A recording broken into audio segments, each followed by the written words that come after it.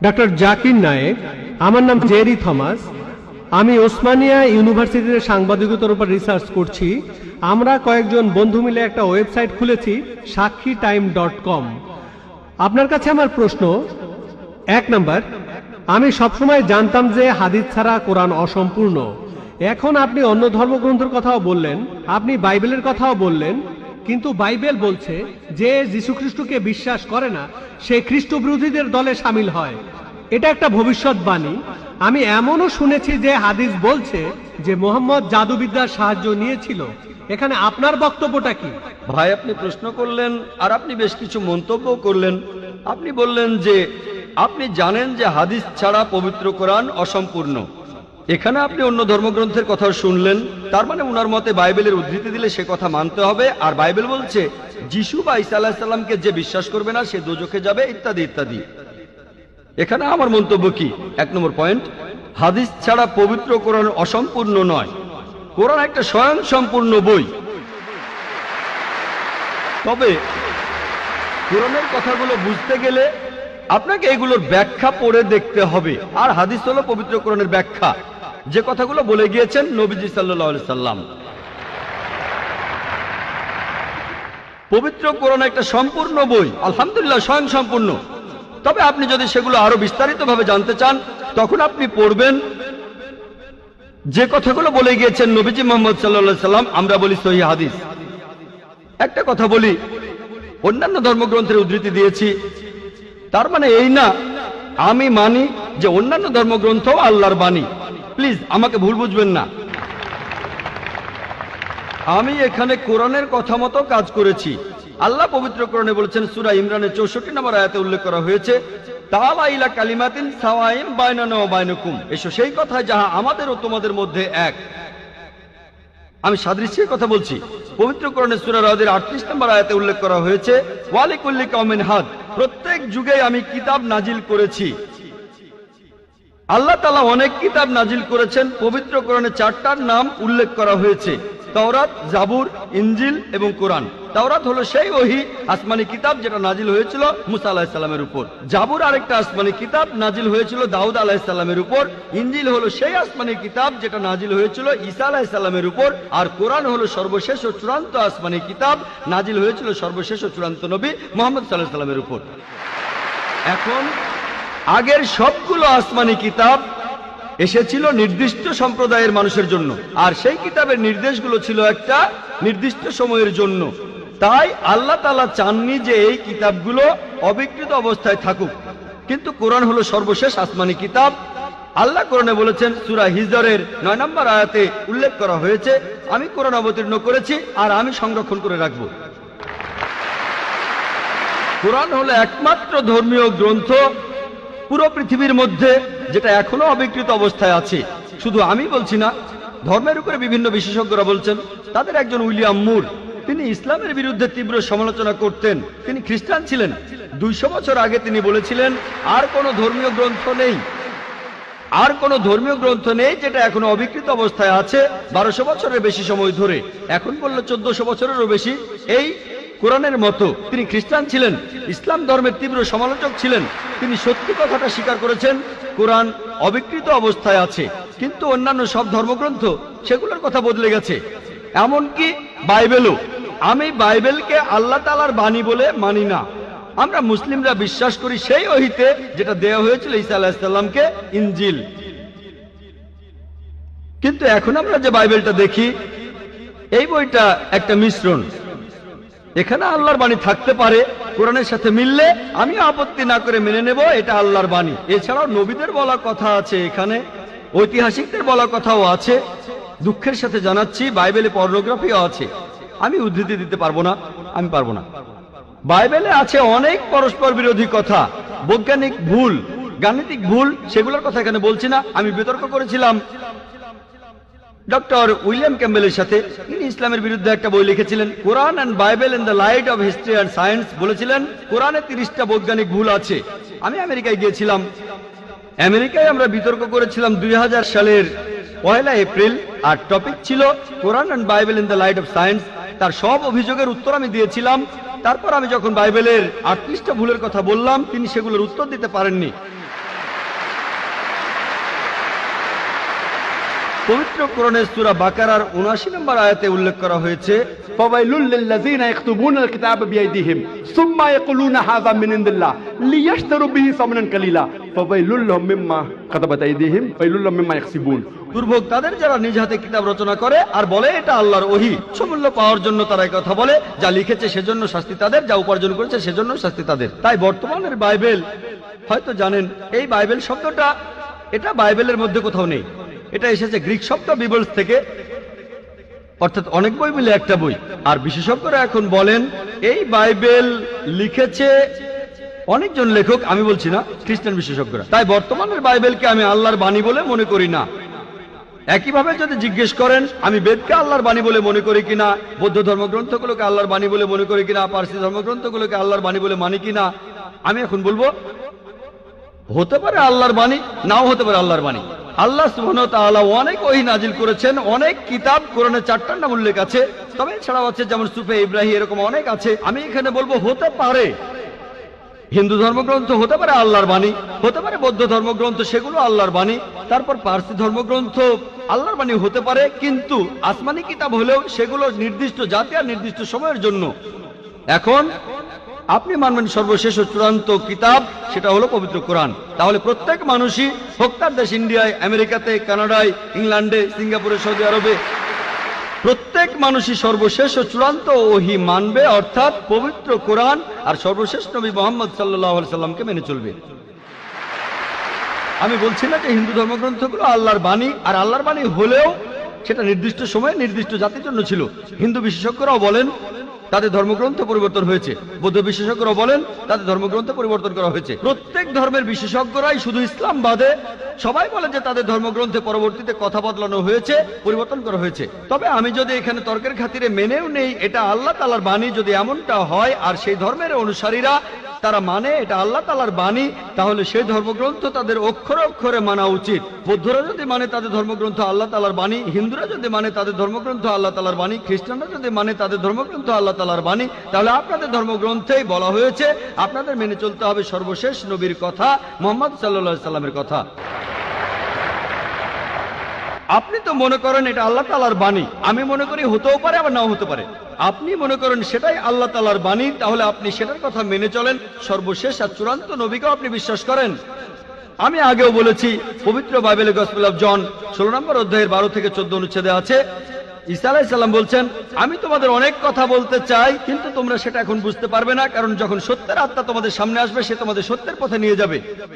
সে তার নিজের কথা বলবে না, যা শুনবে সে কথাগুলো বলবে। সে তোমাদের ভবিষ্যতের কথা বলবে, আমাকে মহিমান্বিত করবে। এ মানুষটা কে? মুহাম্মদ সাল্লাল্লাহু আলাইহি সাল্লাম। মুহাম্মদ সাল্লাল্লাহু আলাইহি সাল্লাম বাদে আর কোন নবী ঈসা আলাইহিস সালামকে কি মহিমান্বিত করেছেন? ঠিকই বলেছেন আপনি, যে ঈসা আলাইহিস সালামকে অস্বীকার করবে সে নরকে যাবে। আপনি বললেন এই কথা, আমি আপনার সঙ্গে একমত। সেই মুসলিম আসলে মুসলিম না যে ঈসা আলাইহিস সালামকে বিশ্বাস করে না। আমরা এখানে বলি আলাইহিস সালাম, আপনি শুধু বললেন যিশু। আমি পারি না, আমাকে বলতেই হবে আলাইহিস সালাম যদি ইসলামের প্রতিনিধিত্ব করি। যদি আমি এই আলাইহিস সালাম শব্দটা না বলি আমাকে বের করে দেওয়া হবে। অনভিজ্ঞ লোক এটা করতে পারে, আমাকে বলতেই হবে আলাইহিস সালাম। তাহলে সেই মুসলিম আসলে মুসলিম না যে ঈসা আলাইহিস সালামকে বিশ্বাস করে না। আমরা মানি যে ঈসা আলাইহিস সালাম হচ্ছেন আল্লাহ সুবহানাহু ওয়া তাআলার প্রেরিত রাসূল। বিশ্বাস করি তিনি অলৌকিকভাবে জন্মেছিলেন কোনো পুরুষের হস্তক্ষেপ ছাড়াই, যেটা অনেক আধুনিক খ্রিস্টানি বিশ্বাস করে না। আমরা মানি যে তিনি আল্লাহর আদেশে মৃত মানুষকে জীবিত করেছিলেন। আমরা মানি যে তিনি আল্লাহর আদেশে জন্মান্ধর কুষ্ঠরোগীদের সুস্থ করেছিলেন।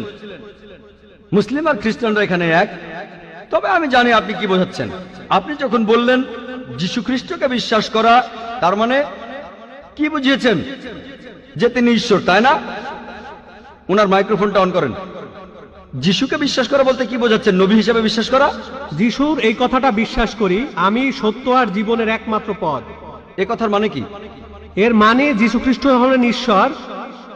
ভাই এবারে বাইবেলের উদ্ধৃতি দিলেন, জনে আছে এই কথাটা। আমি আপনাকে রেফারেন্সটা বলছি, রেফারেন্সটা আমি বলছি, সমস্যা নেই। রেফারেন্সটা কি? জনের 14 নম্বর অধ্যায়। আপনিই বললেন। অনুচ্ছেদ?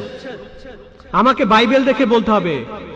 জনের 14 অধ্যায়ের 16 অনুচ্ছেদ। ঠিক 16 আছে? নম্বর না, 6 নম্বর অনুচ্ছেদ, 16 নম্বর না।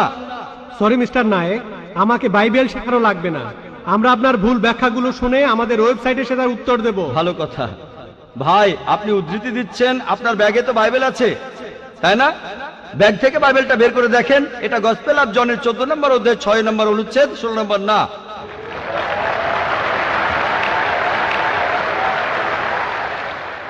আর আপনি বললেন ঈসা মসীহ আলাইহিস সালাম তিনি বলেছেন যে তিনি ছিলেন ঈশ্বর। আপনার প্রশ্নতে পরে আসছি, প্রশ্নের উত্তরটা দেওয়ার আগে আমি একটা কথা বলে নিই। আমি বাইবেল পড়েছি, গোটা বাইবেলের মধ্যে পরিষ্কারভাবে বলা এমন একটা কথাও নেই যেখানে যিশু বা ঈসা আলাইহিস সালাম নিজে বলেছেন আমি ঈশ্বর আর আমার উপাসনা করো।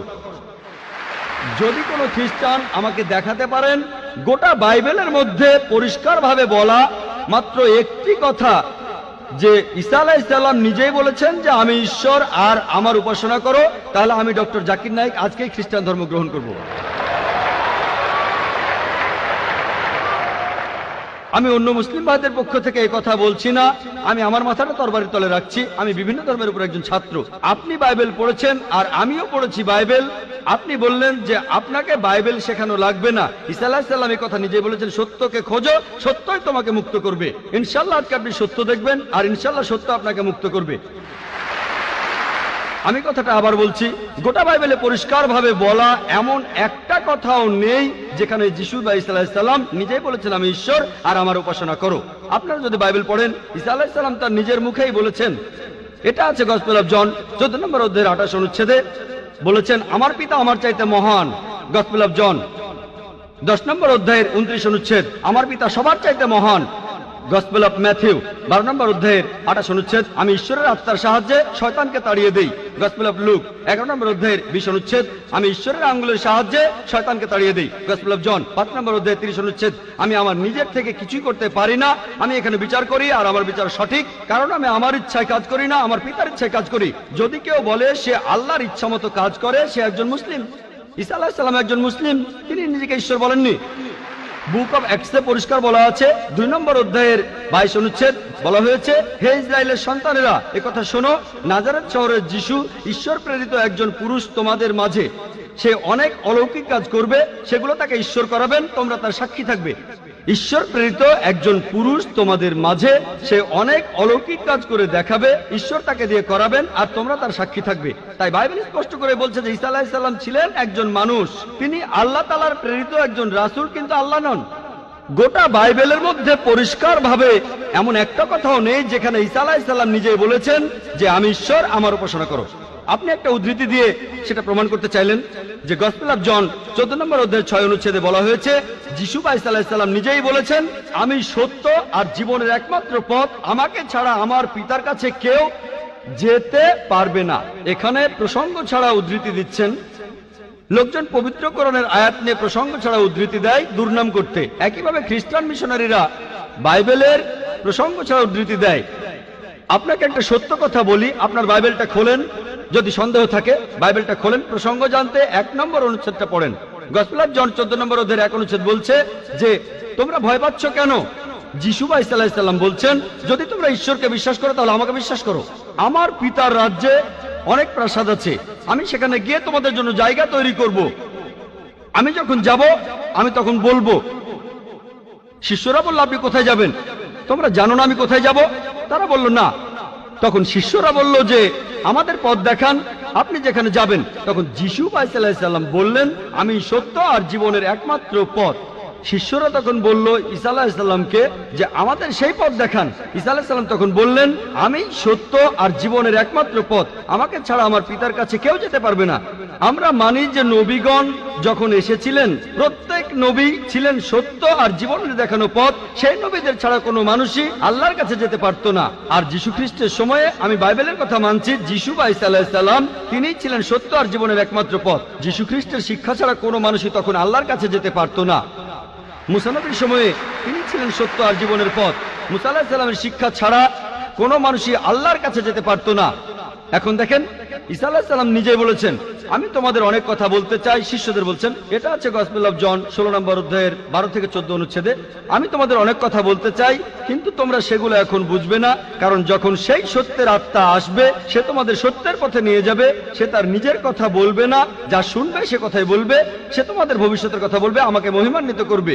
আর এখন দেখবেন, ভালো করেই দেখবেন যে নবীজি মুহাম্মদ সাল্লাল্লাহু আলাইহি সাল্লাম তিনি সত্য আর জীবনের একমাত্র পথ। মুহাম্মদ সাল্লাল্লাহু আলাইহি সাল্লাম যা শিখিয়েছেন সেগুলো ছাড়া কেউ আল্লাহর কাছে যেতে পারবে না।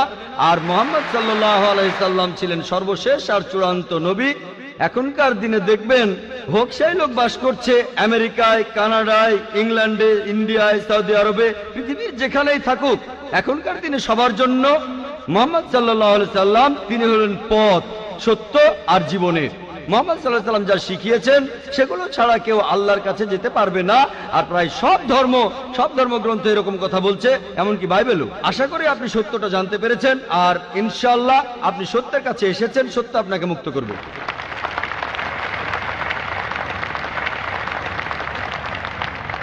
এবারের প্রশ্ন মহিলাদের মধ্য থেকে। কোনো অমুসলিম বোন প্রশ্ন করতে চাইলে তিনি মাইকের সামনে এসে প্রশ্ন করতে পারেন। গুড ইভিনিং স্যার, আমি পেশায় একজন শিক্ষিকা।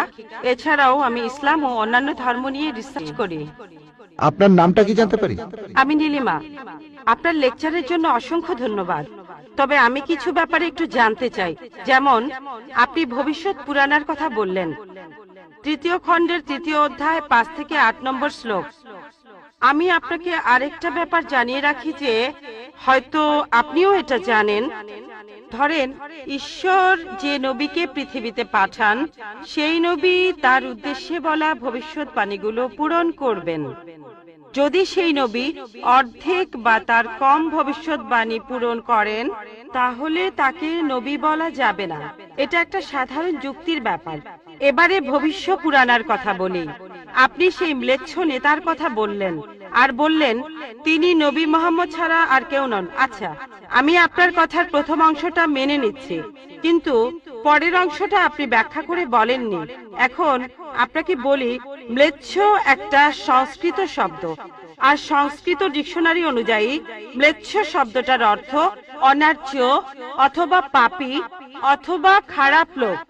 ম্লেচ্ছ শব্দটার এই 3টা অর্থ হয়। তাহলে কি বলা যায় মুহাম্মদ ছিল পাপী অথবা খারাপ লোক? আরেকটা ব্যাপার হলো, এই ভবিষ্যৎবাণীর দ্বিতীয় শর্তটা, সেটা হলো তিনি একটা মরুস্থলে জন্মাবেন। মরুস্থল এর অর্থ মৃতদের স্থান, কারণ মরু শব্দটা এসেছে সংস্কৃত মৃ থেকে, যার অর্থ মৃত্যু। তাই এখানে অবশ্যই আরবের মরুভূমির কথা বলা হচ্ছে না, কারণ সেটা ছিল অনুর্বর ভূমি আর যুদ্ধক্ষেত্র। এরপরে আমি 3 নম্বর পয়েন্টে আসছি। এই ভবিষ্যৎবাণীতে বলা হয়েছে যে এই ম্লেচ্ছ নেতা তিনি গোসল করেন পঞ্চগাভিয়া আর গঙ্গা নদীতে। আর এটা আমরা সবাই জানি যে গঙ্গা নদী, এই নদীটা আরবে নয়, গঙ্গা নদী রয়েছে ইন্ডিয়ায়। এটা পৃথিবীর সবাই জানে। এবার পঞ্চগাভিয়ায় গোসল করা সম্পর্কে বলি। পঞ্চগাভিয়া মানে গরু থেকে উৎপন্ন 5টা উপাদান। এই উপাদানগুলো হলো দুধ, দই, ঘি, প্রস্রাব, গোবর। এখন ভবিষ্যৎবাণীটাকে সত্যি হতে গেলে এই কথাটাও তাহলে সত্যি হতে হবে। আপনি কি আমাকে পবিত্র কোরআনের এমন কোন আয়াত দেখাতে পারেন যেখানে বলা আছে যে মুহাম্মদ গোসল করেছিল গঙ্গার জলে বা সেই 5টা উপাদান দিয়ে, অর্থাৎ দুধ, দই, ঘি, প্রস্রাব আর গোবর? তাহলে আজকে ইসলাম গ্রহণ করব। Thank you sir. বোন, আপনি ঠিক বলেছেন যে ভবিষ্যৎবাণীর কথা বলা হচ্ছে, যদি তার অর্ধেকের বেশি পূরণ না হয় তাহলে ভবিষ্যৎবাণী ভুল। আমি একমত বোন, আপনার সঙ্গে একমত। আমি আপনার 3টি প্রশ্নের উত্তর দেব। দেখা যাক আজকে আপনি ইসলাম গ্রহণ করেন কিনা। এটাও হতে পারে আপনি আমার সঙ্গে একমত হবেন না। আমি যা বলবো আমি একমত। ম্লেচ্ছ এই শব্দটার 3টি অর্থ আছে। ম্লেচ্ছ এর একটা অর্থ হলো অনার্য অর্থাৎ বিদেশি, আরেকটা অর্থ হচ্ছে পাপী, আরেকটা অর্থ হলো খারাপ লোক। আর দেখবেন ইন্ডিয়ায় হিন্দুরা সাধারণত মুসলিমদের বলে থাকে ম্লেচ্ছ। তারা যখন এভাবে বলে তারা আসলে বোঝায় পাপী আর খারাপ লোক, কিন্তু এর আরেকটা অর্থ হলো বিদেশি। যখন আমি লেকচারে কোনো ধর্মগ্রন্থ থেকে উদ্ধৃতি দেই, সেখানে একটা শব্দের যদি অনেক অর্থ হয়, ব্যাপারটা এমন না ধরেন শব্দটার 4টা অর্থ আছে, তার মধ্যে 3টা অর্থ এখানে খাটে না, মাত্র একটা ঠিক হলেও অর্থ সঠিক হতে পারে। যেমন ধরেন কোরআন বলছে তোমরা শূকর খেও না। আজকে যদি ডিকশনারি খোলেন, এই শূকর শব্দটার একটা অর্থ হলো পুলিশ, অর্থাৎ পুলিশ অফিসার, তাহলে একটা অর্থ শূকর, আরেকটা অর্থ পুলিশ অফিসার। তবে কোরআন বাইবেল এটা বোঝায়নি। বাইবেলে বুক অব লেভিটিকাস 11 অধ্যায় 7 থেকে 8 অনুচ্ছেদে আছে, বুক অব ডিউটেরোনমি 14 অধ্যায়ের 8 অনুচ্ছেদে আছে, বুক অব আইজায়া 65 অধ্যায়ের 2 থেকে 5 অনুচ্ছেদে আছে, বলা হয়েছে তোমরা শূকর খেও না, কিন্তু পুলিশকে বোঝায়নি বাইবেল। যদি আপনি বিভিন্ন ধর্মের ছাত্রী হয়ে থাকেন, যদি 10টা অর্থ থাকে, সেখানে একটা অর্থও খাটে, দেখতে হবে সেটা সঠিক কিনা। 2টো সঠিক হতে পারে, 3টা সঠিক হতে পারে, সবগুলো সঠিক হতে পারে, কিন্তু যদি মাত্র একটা অর্থ সঠিক হয়, এতেও ভবিষ্যৎবাণীটা ফলে যেতে পারে। আমি আপনার সঙ্গে একমত যে ম্লেচ্ছ এর একটা অর্থ অনার্য, ইন্ডিয়ানদের দিক থেকে একজন বিদেশি। আর আমি আমার লেকচারে তখন বলেছিলাম ম্লেচ্ছ শব্দের অর্থ হচ্ছে বিদেশি। আর আপনি ভুল পথে গিয়ে বলছেন এখানে ম্লেচ্ছ মানে হচ্ছে পাপী। আপনি আসলে এখানে ভুল বুঝেছেন বোন। যদি আপনি বলেন কোরআন আর বাইবেল বলছে পুলিশদের খেও না, তার মানে আপনি বিভিন্ন ধর্মের উপর ছাত্রী নন, আপনি তাহলে এক পেশে। একটা অর্থে যদি ভবিষ্যৎবাণীটা পূরণ হয়। আরেকটা কথা, যদি সন্দেহ থাকে, আমি আরো 10টা পয়েন্টের কথা বলেছি, সবগুলোকে খণ্ডন করতে পারবেন না।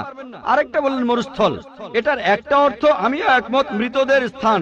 তবে সংস্কৃতিতে মরুস্থল শব্দটার আরেকটা অর্থ হচ্ছে বালুময় স্থান। আপনি আজকে ডিকশনারি চেক করেন, সেখানে দেখবেন আমাদের ইসলামিক রিসার্চ ফাউন্ডেশনে এখানে সংস্কৃত ডিকশনারিও আছে। আমি বিভিন্ন ধর্মের উপর ছাত্র, এটা মানছি যে একটা অর্থ হচ্ছে মৃতদের স্থান, আরেকটা অর্থ হচ্ছে বালুময় স্থান, কিন্তু ভুল অর্থটা আপনি নিচ্ছেন কেন? তাহলে তো আপনি ভুল পথে চলে যাবেন। যদি পারমুটেশন আর কম্বিনেশন গুলো দেখেন, অন্য যে পয়েন্টগুলো বলেছি সেগুলো পুরোপুরি সঠিক। এখানে আপনাকে সঠিক উত্তরটা বেছে নিতে হবে। তাহলে মরুস্থল শব্দটার একটা অর্থ হলো বালুময় স্থান বা মরুভূমি। আপনার তৃতীয় প্রশ্নতে আসি, আপনি ইসলাম গ্রহণ করবেন ইনশাআল্লাহ। তৃতীয় প্রশ্নটা, আমি যে ভবিষ্যৎবাণীটার কথা বলেছি যে নবী মুহাম্মদ সাল্লাল্লাহু আলাইহি সাল্লাম পঞ্চগর্ভে গোসল করেছিলেন গঙ্গা নদীতে, এখানে বুঝে নিতে হবে যখন আমরা বলছি যে হিন্দুদের রীতি অনুযায়ী যে কেউ পঞ্চগর্ভে বা গঙ্গায় গোসল করবে তার অর্থ বিশুদ্ধ হবে। একটা অর্থ শারীরিকভাবে গঙ্গায় ডুব দিলেন, আমারও মনে হয় না নবীজি ইন্ডিয়া এসে গঙ্গায় ডুব দিয়েছিলেন। আরেকটা অর্থ বিশুদ্ধ হওয়া, তখন ব্যাখ্যা করিনি কারণ লেকচারটাই অনেক লম্বা ছিল। এই টপিকটা নিয়ে আমি সারাদিন কথা বলতে পারি, আমি এখানে খুব বিস্তারিত বলিনি। আমি প্রত্যেকটা ভবিষ্যৎবাণী নিয়েই আরো কয়েক মিনিট বলতে পারি, সব মিলিয়ে ঘন্টাখানিক বলতে পারবো। এখানে পঞ্চগর্ভে গোসল করা মানে হচ্ছে বিশুদ্ধ হওয়া। এখানে প্রসঙ্গটা বুঝতে হবে, শারীরিকভাবে গোসল করার অর্থ এখানে বলা হয়নি। আর আপনি গঙ্গার পানিতে ডুব দিলেই বিশুদ্ধ হয়ে যাবেন এমন কোনো নিশ্চয়তা নেই, বিশুদ্ধ না হওয়ার সম্ভাবনাই বেশি। এটা হচ্ছে হিন্দুদের রীতি অনুযায়ী বলা। তাই এখানে ভবিষ্যৎবাণীটা বলছে যে নবী মুহাম্মদ সাল্লাল্লাহু আলাইহি সাল্লাম পঞ্চগর্ভে গোসল করেছিলেন।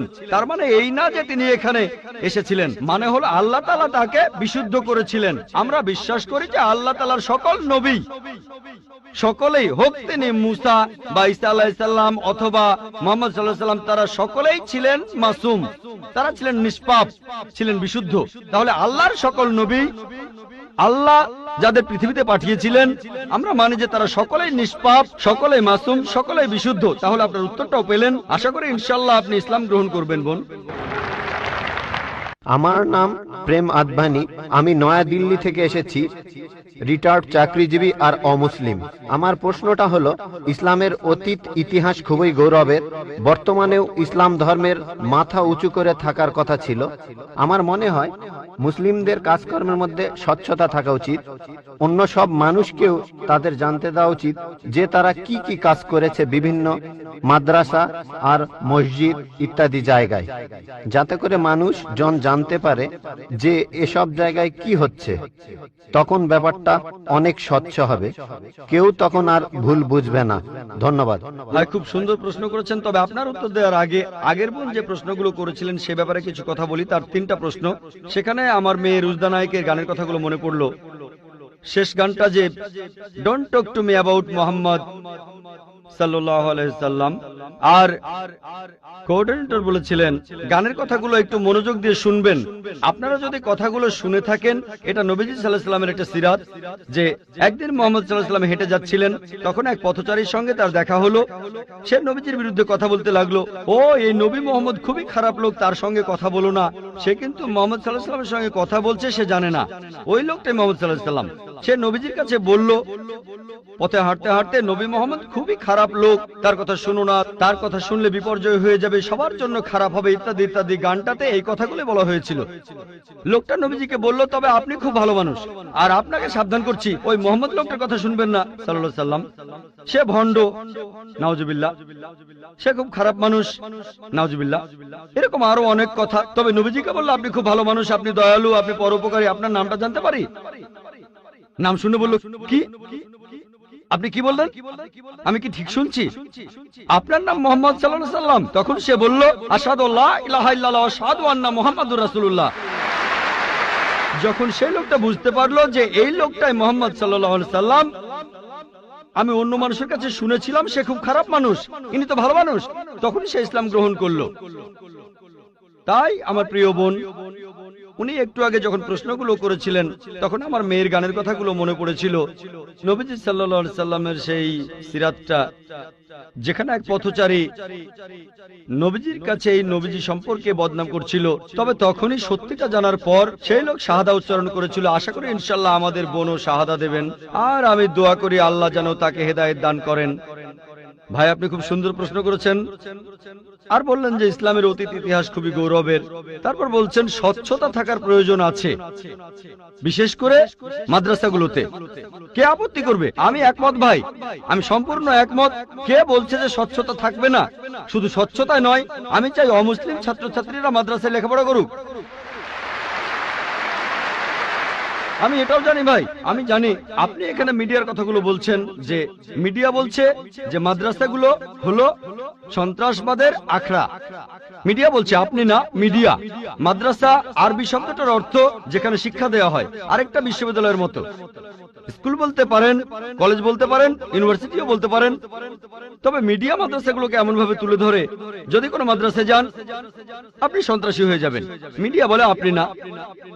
একটা প্রশ্ন করি, এই পৃথিবীর ইতিহাসে যে লোকটা সবচেয়ে বেশি মানুষ হত্যা করেছে সে হিটলার। সে পড়েছিল কোন মাদ্রাসায়? কোন মাদ্রাসা? হিটলার কোন মাদ্রাসার ছাত্র? তারপর দেখবেন যে মাফিয়া পৃথিবী জুড়ে চোরাচালান আর মাদক ব্যবসা করে। যদি একটা জরিপ করেন এইসব স্মাগলারদের, সেই সব লোকদের যারা জেলে যায়, যদি জরিপ করেন তাদের কতজন মাদ্রাসায় পড়েছে? কতজন? খুব কম থাকতে পারে, খুব কম। বেশিরভাগই ভার্সিটিতে পড়েছে। কোন ভার্সিটি? আধুনিক ভার্সিটি, স্কুল, কলেজ। তাহলে কি বলবেন স্কুল বন্ধ করে দাও? এটা কি বলবো যে আজ থেকে স্কুল কলেজ বন্ধ, বিএ পড়া বন্ধ, বিকম বন্ধ, বিএসসি বন্ধ? না, কারণ আমি তো স্কুলে পড়াশোনা করেছি। স্কুলে শেখানো হয় না যে ডাকাতি করবেন, চোরাচালানি করবেন, দেশের বিরুদ্ধে যুদ্ধ করবেন। এই লোকগুলো স্কুলে পড়াশোনা করেছে, কিন্তু তারা স্কুলগুলোর কুলাঙ্গার। আর হিটলারও হয়তো আধুনিক শিক্ষা পেয়েছিল। আমি নিশ্চিত তার স্কুল তাকে শেখায়নি যে তুমি 60 লক্ষ ইহুদিকে হত্যা করো। তাহলে বুঝতে পারছেন এরা কুলাঙ্গার। তবে সামগ্রিকভাবে দেখবেন যে এই দেশে প্রতি বছর হাজার হাজার ছাত্র মাদ্রাসা থেকে পাশ করে, নাদবা থেকে, দেওবন্দ থেকে হাজার হাজার ছাত্র। আপনি কি বলবেন এরা সবাই মানুষ মারছে? মোটেই তা নয়। মিডিয়া ব্যাপারটা এভাবে তুলে ধরছে। এখন দেখবেন সরকার মাদ্রাসাগুলোতে যাবে। গত বছর বা তার আগের বছর সরকার নাদবা মাদ্রাসায় গিয়েছিল। তারা মাদ্রাসায় গিয়ে একটা সার্চ ওয়ারেন্ট বের করলো, চেক করবে। কি চেক করবে? আর আলী মিয়া নাদভী রহমতুল্লাহ বললেন, ঠিক আছে আপনারা চেক করেন। তারা সেখানে কিছুই পায়নি। এখন হঠাৎ করে একদিন লাখে একবার, হাজার বারের মধ্যে একবার, কোটি বারের মধ্যে একবার হতে পারে সে মাদ্রাসা থেকে পাশ করার পরে কেউ বিপথে চলে গেছে। তার মানে এই না মাদ্রাসা সন্ত্রাস শেখায়। বরং দেখবেন যে সেই সব লোক যারা স্কুল থেকে পাশ করার পরে আধুনিক শিক্ষা ব্যবস্থায় কলেজে পড়ে, ইউনিভার্সিটিতে পড়ে, যেখান থেকে সার্টিফিকেট পায় বিএ, বিকম, ইঞ্জিনিয়ার, ডাক্তার, এরাই তুলনামূলকভাবে বেশি অন্যায় অপরাধ করে থাকে। আপনি যদি স্বচ্ছতার কথা বলেন, আমিও একমত। কোন মাদ্রাসায় এই কথা বলবে না যে আপনারা এখানে চেক করবেন না। আমাদের মাদ্রাসাগুলো উন্মুক্ত, আমাদের স্কুলে আমরা শেখাই মাশাআল্লাহ, বিভিন্ন ধর্মের উপর শিক্ষা দেই। আমার ছাত্ররা আমার স্কুলের, তারা সাধারণ হিন্দুদের চাইতে হিন্দু ধর্ম সম্পর্কে বেশি জানে, খ্রিস্টান ধর্ম সম্পর্কে বেশি জানে সাধারণ খ্রিস্টানদের চাইতে, ইসলাম ধর্ম সম্পর্কে বেশি জানে সাধারণ মুসলিমদের চাইতে, কারণ এখানে সব ধর্মের উপর গুরুত্ব দেওয়া হয়। তাহলে ভাই আপনি যদি স্বচ্ছতার কথা বলেন, আমি একমত, আপনার সঙ্গে আছি। এ কথা আপনাকে কেউ বলবে না, আমাদের পরীক্ষা করতে পারবেন না। আসেন, তবে নিন্দা করবেন না, নেগেটিভ মেন্টালিটি নিয়ে আসবেন না, খোলা মনে আসেন। কে জানে আল্লাহ হয়তো আপনাকে হিদায়াত করবেন, হয়তো সত্যিটা জানতে পারবেন। হ্যাঁ ভাই, আমি এখানে যেটা বলতে চাচ্ছি যে অমুসলিমরা তারা মাদ্রাসায় এসে নিজের চোখে দেখে যাবে, আমি স্বচ্ছতা বলতে এটাই বোঝাতে চেয়েছি, যাতে করে মানুষের মনে কোনো সন্দেহ না থাকে যে মাদ্রাসায় খারাপ কাজ হচ্ছে, সন্ত্রাসী বানানো হচ্ছে। ভাই খুব সুন্দর প্রশ্ন করেছেন। মাদ্রাসাগুলোকে স্বচ্ছ বানাবো যাতে অমুসলিমরা এসে পড়তে পারে। ভাই প্রথমে আমন্ত্রণ জানাচ্ছি আপনাকে, আপনার ছেলে মেয়েদের আইআরএফে আসেন, আমি আপনাকে আমন্ত্রণ জানাচ্ছি। আর ইসলামিক রিসার্চ ফাউন্ডেশনে একটা লাইব্রেরি আছে, এই লাইব্রেরিটা গোটা ইন্ডিয়ার মধ্যে বিভিন্ন ধর্মগ্রন্থের সংগ্রহের দিক থেকে একটা প্রথম শ্রেণীর লাইব্রেরি। আমাদের লাইব্রেরিতে 200-রও বেশি আলাদা আলাদা বাইবেল আছে, বাইবেলের 50টা এডিশন আছে, শুধু ভগবত গীতার অনুবাদে আছে 50টা, বেদের অনেকগুলো অনুবাদ আছে, ঋগ্বেদ, যজুর্বেদ, অথর্ববেদ। হয়তো সরকারি লাইব্রেরিতেও এতগুলো বই পাবেন না, হতে পারে আপনার ধর্মীয় প্রতিষ্ঠানের লাইব্রেরিতেও এই বইগুলো পাবেন না। আমরা উৎসাহ দেই, পড়েন আর সত্যের পথে আসেন। আর অন্যদের কথা বাদ দেন, আমি আমন্ত্রণ জানাচ্ছি আপনাকে, আপনার ছেলে মেয়েদের, আপনাদের প্লেনের টিকিটটাও দিয়ে দেব ফ্রি। আইআরএফে আসেন, আপনাকে আমরা স্বাগত জানাবো। পড়েন, তাহলে সত্যটা জানতে পারবো একসাথে ইনশাআল্লাহ। মাইক্রোফোনটাকে অন করবেন ভাই। আপনাকে অনেক ধন্যবাদ, আমার কথাগুলো আপনি খোলা মনে গ্রহণ করেছেন। আমি চেষ্টা করব যাতে আপনার আমন্ত্রণটা রাখতে পারি। জি, ঠিকানাটা দিয়ে যান, প্লেনের টিকিট পাঠিয়ে দেবো ইনশাআল্লাহ। এবারে প্রশ্ন করা হচ্ছে মহিলাদের মধ্য থেকে। কোন অমুসলিম বোন মাইকের সামনে এসে প্রশ্ন করবেন প্লিজ। আদাব ডক্টর জাকির নায়েক স্যার, আমার নাম ভেঙ্কটাচামা। আমি গত কয়েক বছর ধরে এক মুসলিম মহিলার সাথে আছি। আমার প্রশ্নটা হলো, সবাই বলে কোনো ধর্মই খারাপ কথা বলে না, কিন্তু মুসলিমরা কেন অন্য ধর্মের লোকদের ইসলাম গ্রহণ করতে বলে?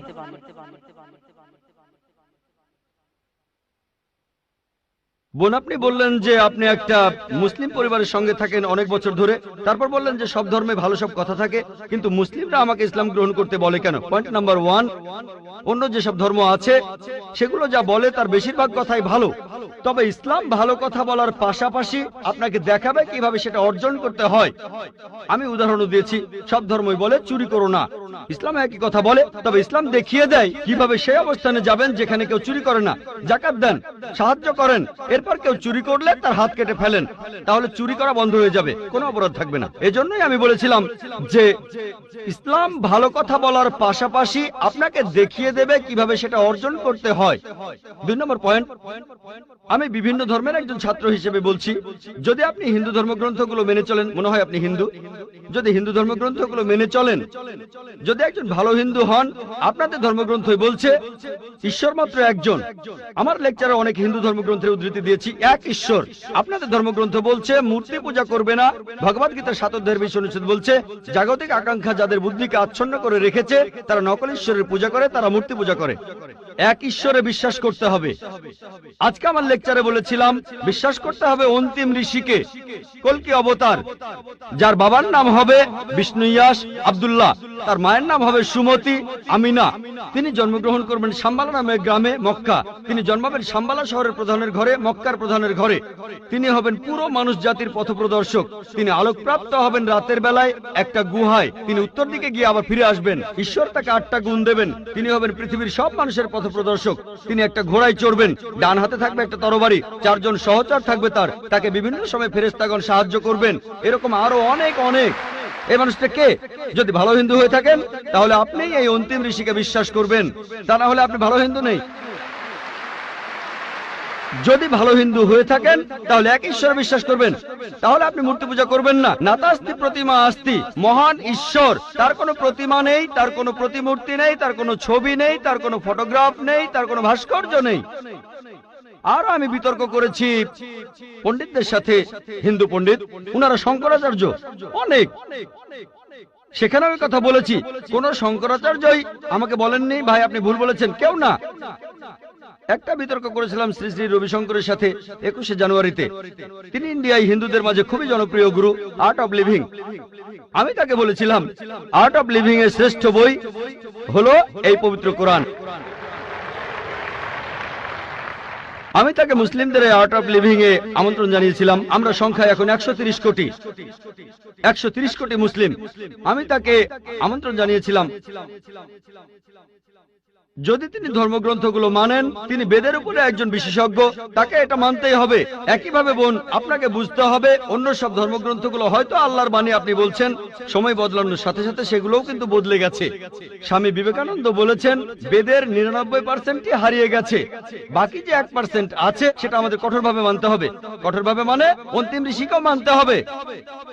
তাহলে কঠোরভাবে মানলে আপনি মুহাম্মদ সাল্লাল্লাহু আলাইহি সাল্লামকেও মানবেন, আপনি কোরআনকেও মানবেন। আর আমি আপনাকে এখানে আমন্ত্রণ জানাচ্ছি, এই শান্তির ধর্মে আমন্ত্রণ জানাচ্ছি, যাতে করে আপনি আল্লাহর কাছাকাছি আসতে পারেন।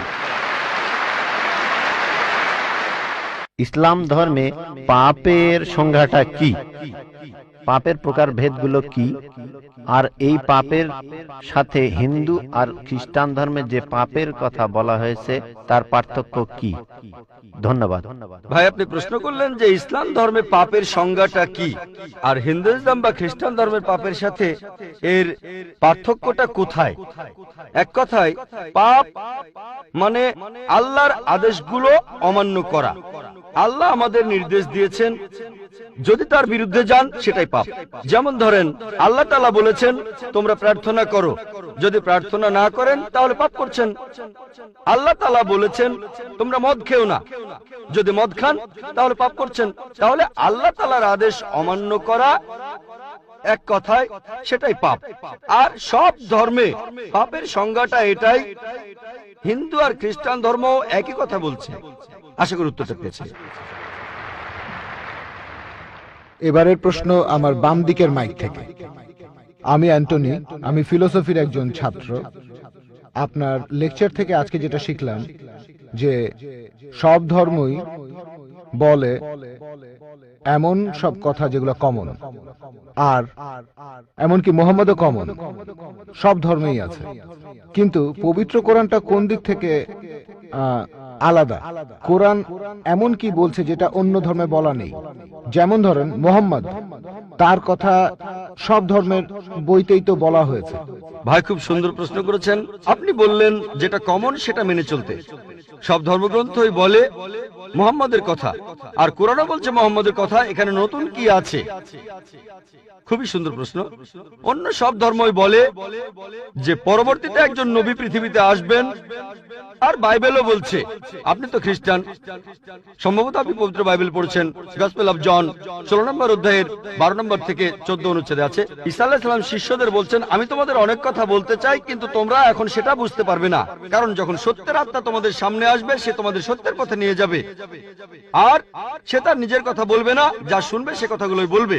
সে তোমাদের ভবিষ্যতের কথা বলবে, সে আমাকে মহিমান্বিত করবে। তার মানে সব ধর্মগ্রন্থ, হিন্দু, পার্সি, বৌদ্ধ, ইহুদি, খ্রিস্টান সবাই বলছে একজন নবী পৃথিবীতে আসবেন, একজন নবী আসবেন। কিন্তু কোরআন বলছে ইনি সেই নবী যার উপর কোরআন নাজিল হয়েছে।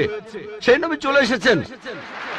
যখন আপনি ক্লাস 1-এ পড়ছেন, আপনার স্কুলে সবার উপরে ক্লাস 10, তারপর ক্লাস 2-তে উঠলেন, তখনও লক্ষ্য ক্লাস 10, তারপর ক্লাস 3-তে উঠলেন, তখনও ক্লাস 10ই লক্ষ্য। এখানে শুধু স্কুলের কথা বলছি।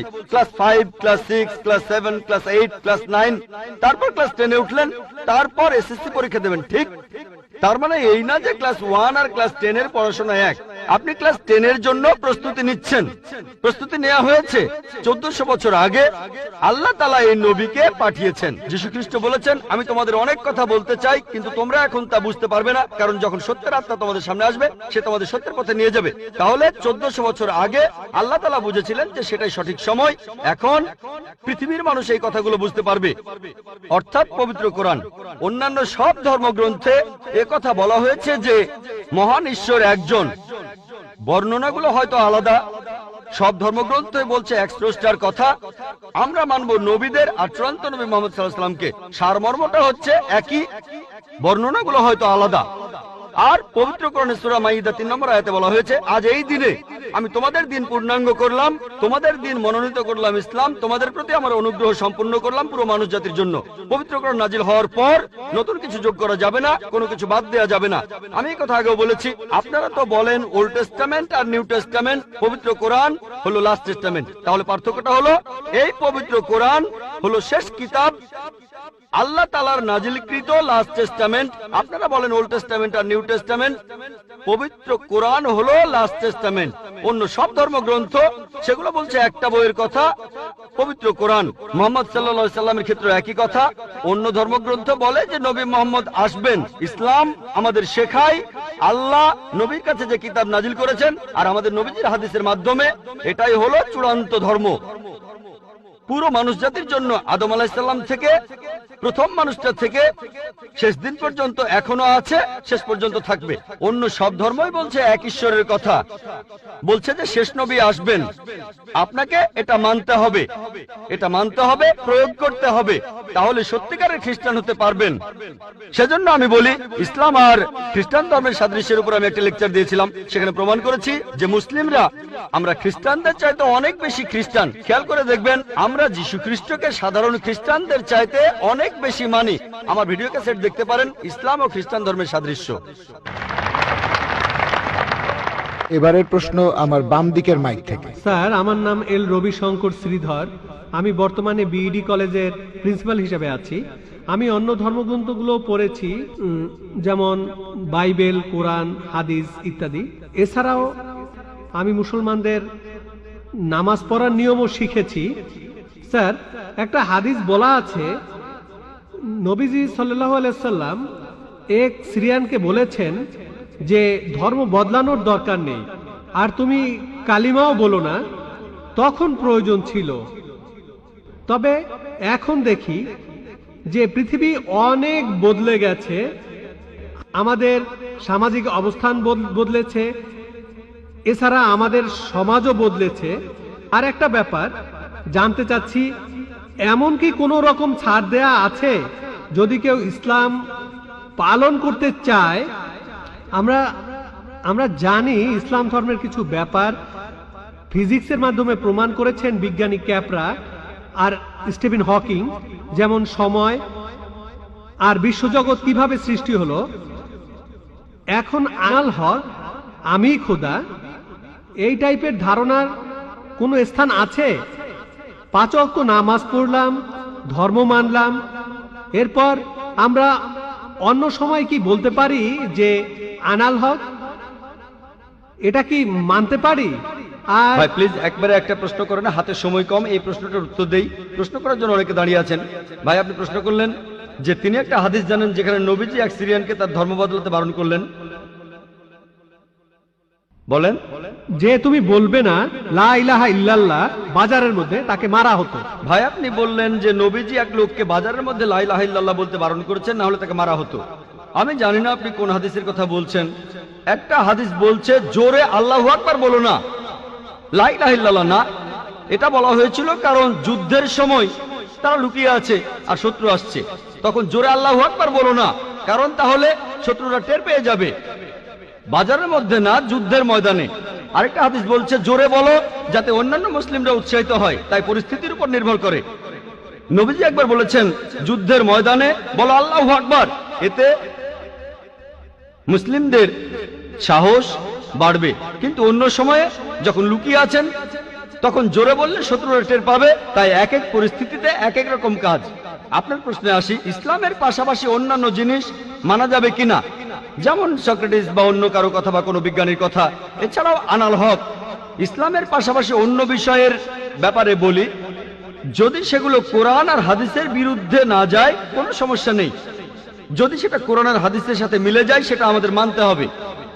সেটা হতে পারে যে কোনো বিষয়, হোক বিজ্ঞান, ভূগোল বা ইতিহাস, হোক হিন্দুইজম, খ্রিস্টান ধর্ম, ইহুদি ধর্ম। যদি সেটা পবিত্র কোরআনে উল্লেখ করা থাকে তাহলে সেটা আমাদের মানা ফরজ। যদি সেই কথাটার উল্লেখ কোরআনে না থাকে আর কোরআনের বিরুদ্ধে না যায় সেটা মানতে পারেন মুবাহ ঐচ্ছিক, কিন্তু যদি সেই কথাটা কোরআনের বিরুদ্ধে যায় সেটা হারাম, সেটা নিষিদ্ধ। এই তিনটা হতে পারে, তিনটা ফলাফল পাবেন। আপনি বললেন যে ইসলাম তাওহীদে বিশ্বাস করে, 5 ওয়াক্ত নামাজ। ইসলাম আনাল হকে বিশ্বাস করে কিনা? আনাল হক নিজেকে আল্লাহ দাবি করা এটা শিরক, এটা তাওহীদের বিরুদ্ধে যায়। এটা বলতে পারেন না যে আপনি তাওহীদও মানেন আবার একাধিক ঈশ্বরে বিশ্বাস করেন। আপনি তাওহীদ মানেন আবার বলছেন আমি আল্লাহ, দুটো আসলে বিপরীত। যদি কেউ এমনটা বিশ্বাস করে যে সে আল্লাহর একটা অংশ, সে তাওহীদ মানতে পারে না, সে মুসলিম নয়। দুটো বিপরীত জিনিস। কিন্তু অন্য ব্যাপার কোরআনের সাথে মিললে সমস্যা নেই, আর কোরআনের বিরুদ্ধে না গেলে সমস্যা নেই। আশা করি উত্তরটা পেয়েছি। আজ এই অনুষ্ঠানে আসতে পেরে আমার খুবই ভালো লাগছে। আপনার এই মূল্যবান কথাগুলো সবারই কাজে আসবে। আমরা আপনার লেকচার শুনে খুবই মুগ্ধ হয়েছি, অনেকের দৃষ্টিভঙ্গিও বদলেছে। আমার নাম রাম দাস, ইলেকশন বোর্ডের পার্সেস অফিসার। আমি একজন হিন্দু, তারপরও আমি ইসলাম ধর্মকে অনেক শ্রদ্ধা আর ভালোবাসি। আমি আপনার কথার সাথে একমত যে হিন্দু ধর্ম কখনোই মূর্তি পূজার কথা বলে না। আসলে আমাদের হিন্দু ধর্মকে সবসময় প্রভাবিত করেছে তথাকথিত ধর্মীয় নেতারা। তারা মানুষকে ভুল পথে নিয়ে যাচ্ছে। শতকরা 90% হিন্দু ভুল পথে চলে যাচ্ছে মূর্তি পূজার নামে। বেদ আর উপনিষদ কখনই মূর্তি পূজার কথা বলে না। যেটা বলা হয়েছে সেটা রু এটা কথা বলা হয়েছে রু খোদা কি ইনায়েতে হ্যায়। এই রুকে খ্রিস্ট ধর্মে আত্মা বলা হয়, ইসলাম ধর্মে রু, হিন্দু ধর্মেও আত্মা। এটা খুবই দুর্ভাগ্য যে সব ধর্মের তথাকথিত ধর্মীয় নেতারাই, এতে কোনো রকমের সন্দেহ নেই, হোক সে মুসলিম, খ্রিস্টান বা হিন্দু, এতে কোনো রকমের সন্দেহ নেই, পৃথিবীর সব মানুষকে ভুল পথে পরিচালিত করেছে। আপনার কাছে আমার প্রশ্ন, আপনি একজন যথেষ্ট জ্ঞানী মানুষ।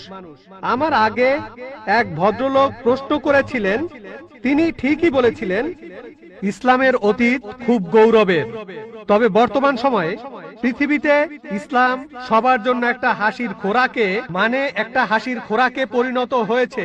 এর কারণ হলো ইসলামের ঠিকাদাররা, নেতারা ঠিক হিন্দু নেতাদের মতোই তাদের অনুসারীদের ভুল পথে নিয়ে যাচ্ছে, ভুল জিনিস শিখাচ্ছে।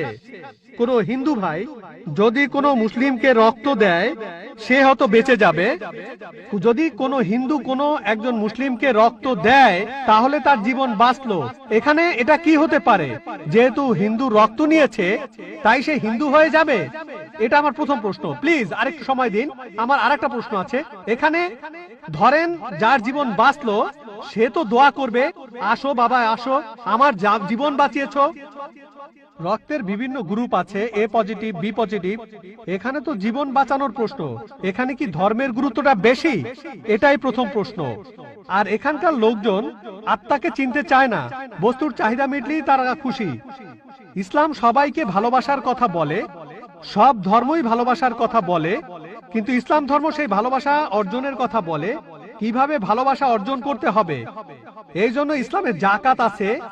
এই জাকাত গরিব মানুষদের সাহায্য করা, প্রতিবেশীকে সাহায্য করা। গরিবের মেয়ে বিয়ে হচ্ছে না, বিয়ে দিয়ে দাও, গরিবকে সাহায্য করা। অন্য কোন ধর্ম ইসলামের মতো এত মহান নয়। এটা খুবই মহান ধর্ম। দুর্ভাগ্যের কথা, বাস্তব এর কোনো প্রয়োগ হচ্ছে না। তাই আগের ভদ্রলোক বললেন মাদ্রাসাগুলো স্বচ্ছ হওয়া উচিত। সত্যি বলতে আপনারা ধর্মীয় নেতাদের বোকামির কারণে ইসলাম ধর্ম উপরে উঠছে না, বরঞ্চ বরবাদ হয়ে যাচ্ছে। খ্রিস্টান ধর্ম, তারা পৃথিবীতে রাজত্ব করতে চায়, তারা ইসলামের ক্ষতি করতে চায়। ইসলামের প্রতি খ্রিস্টানদের মনোভাব বিরূপ। হিন্দু ধর্ম, তারা এখানে ঠিক থাকতে চায়, স্বাভাবিক। তাহলে এরাই হলো ধর্মীয় নেতা। তারা জানে না রূহ কি। রূহ হলো আল্লাহর দয়া। উপনিষদে আছে, ইসলামে আছে, বাইবেলে আছে।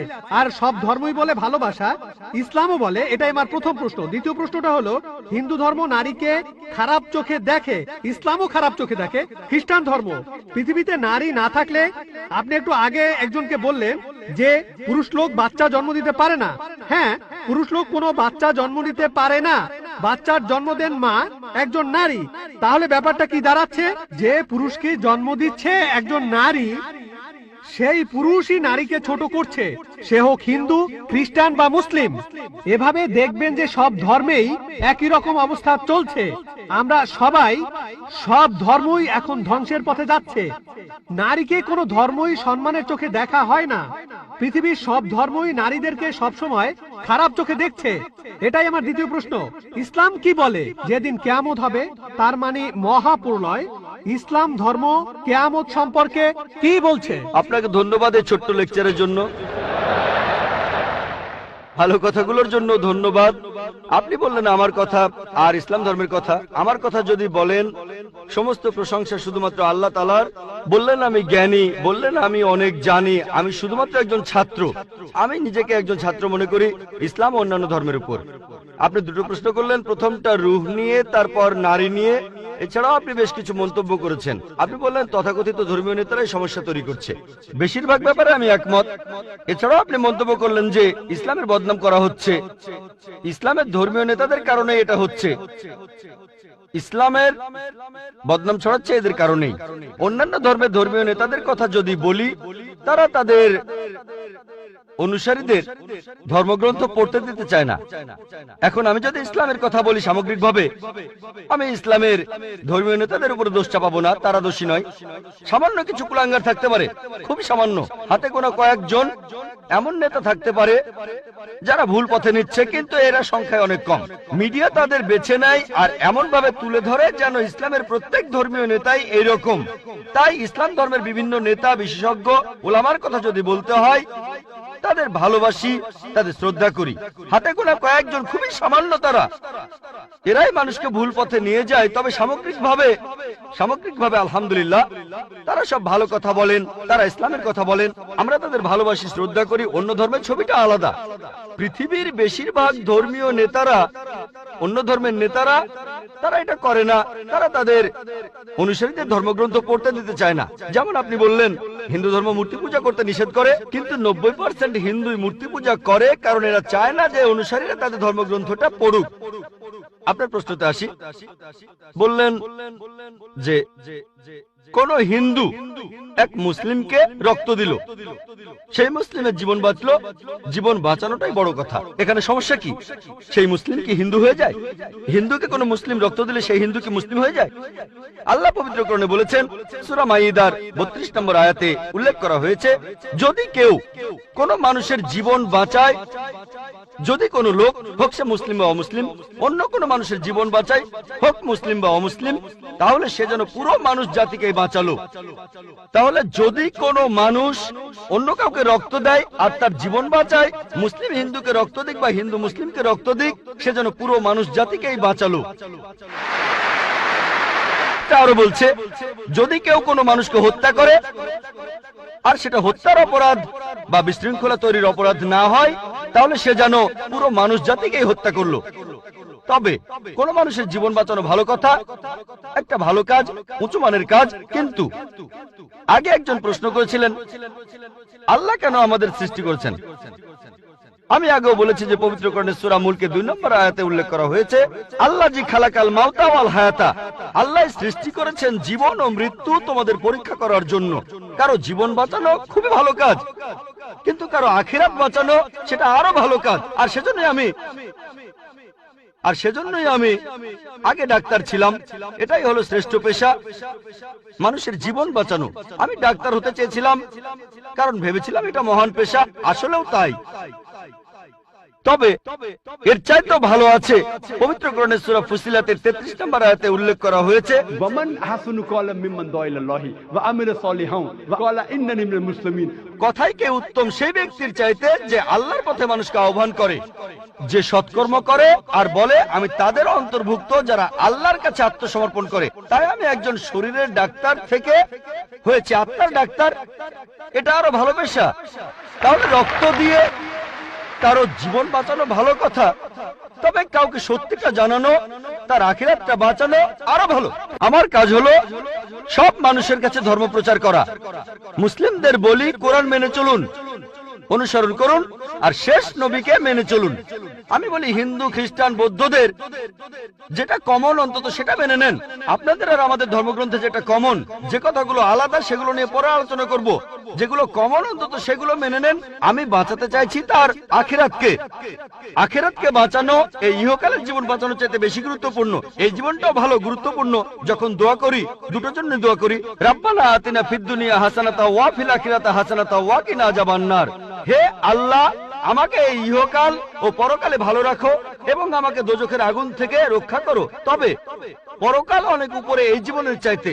সেজন্য কোরআনের সূরা তাহরিমের 11 নম্বর আয়াতে উল্লেখ করা হয়েছে যে ফেরাউনের স্ত্রী হযরত আসিয়া রাদিয়াল্লাহু আনহা তিনি আল্লাহ তাআলার কাছে বলেছিলেন, হে আল্লাহ, আমি এই পৃথিবীর সমস্ত ধন সম্পদের বিনিময়ে, তিনি ছিলেন তখন পৃথিবীর সবচেয়ে ধনী মানুষের স্ত্রী, সে সময় পৃথিবীর সবচেয়ে শক্তিশালী মানুষ ছিল ফারাও।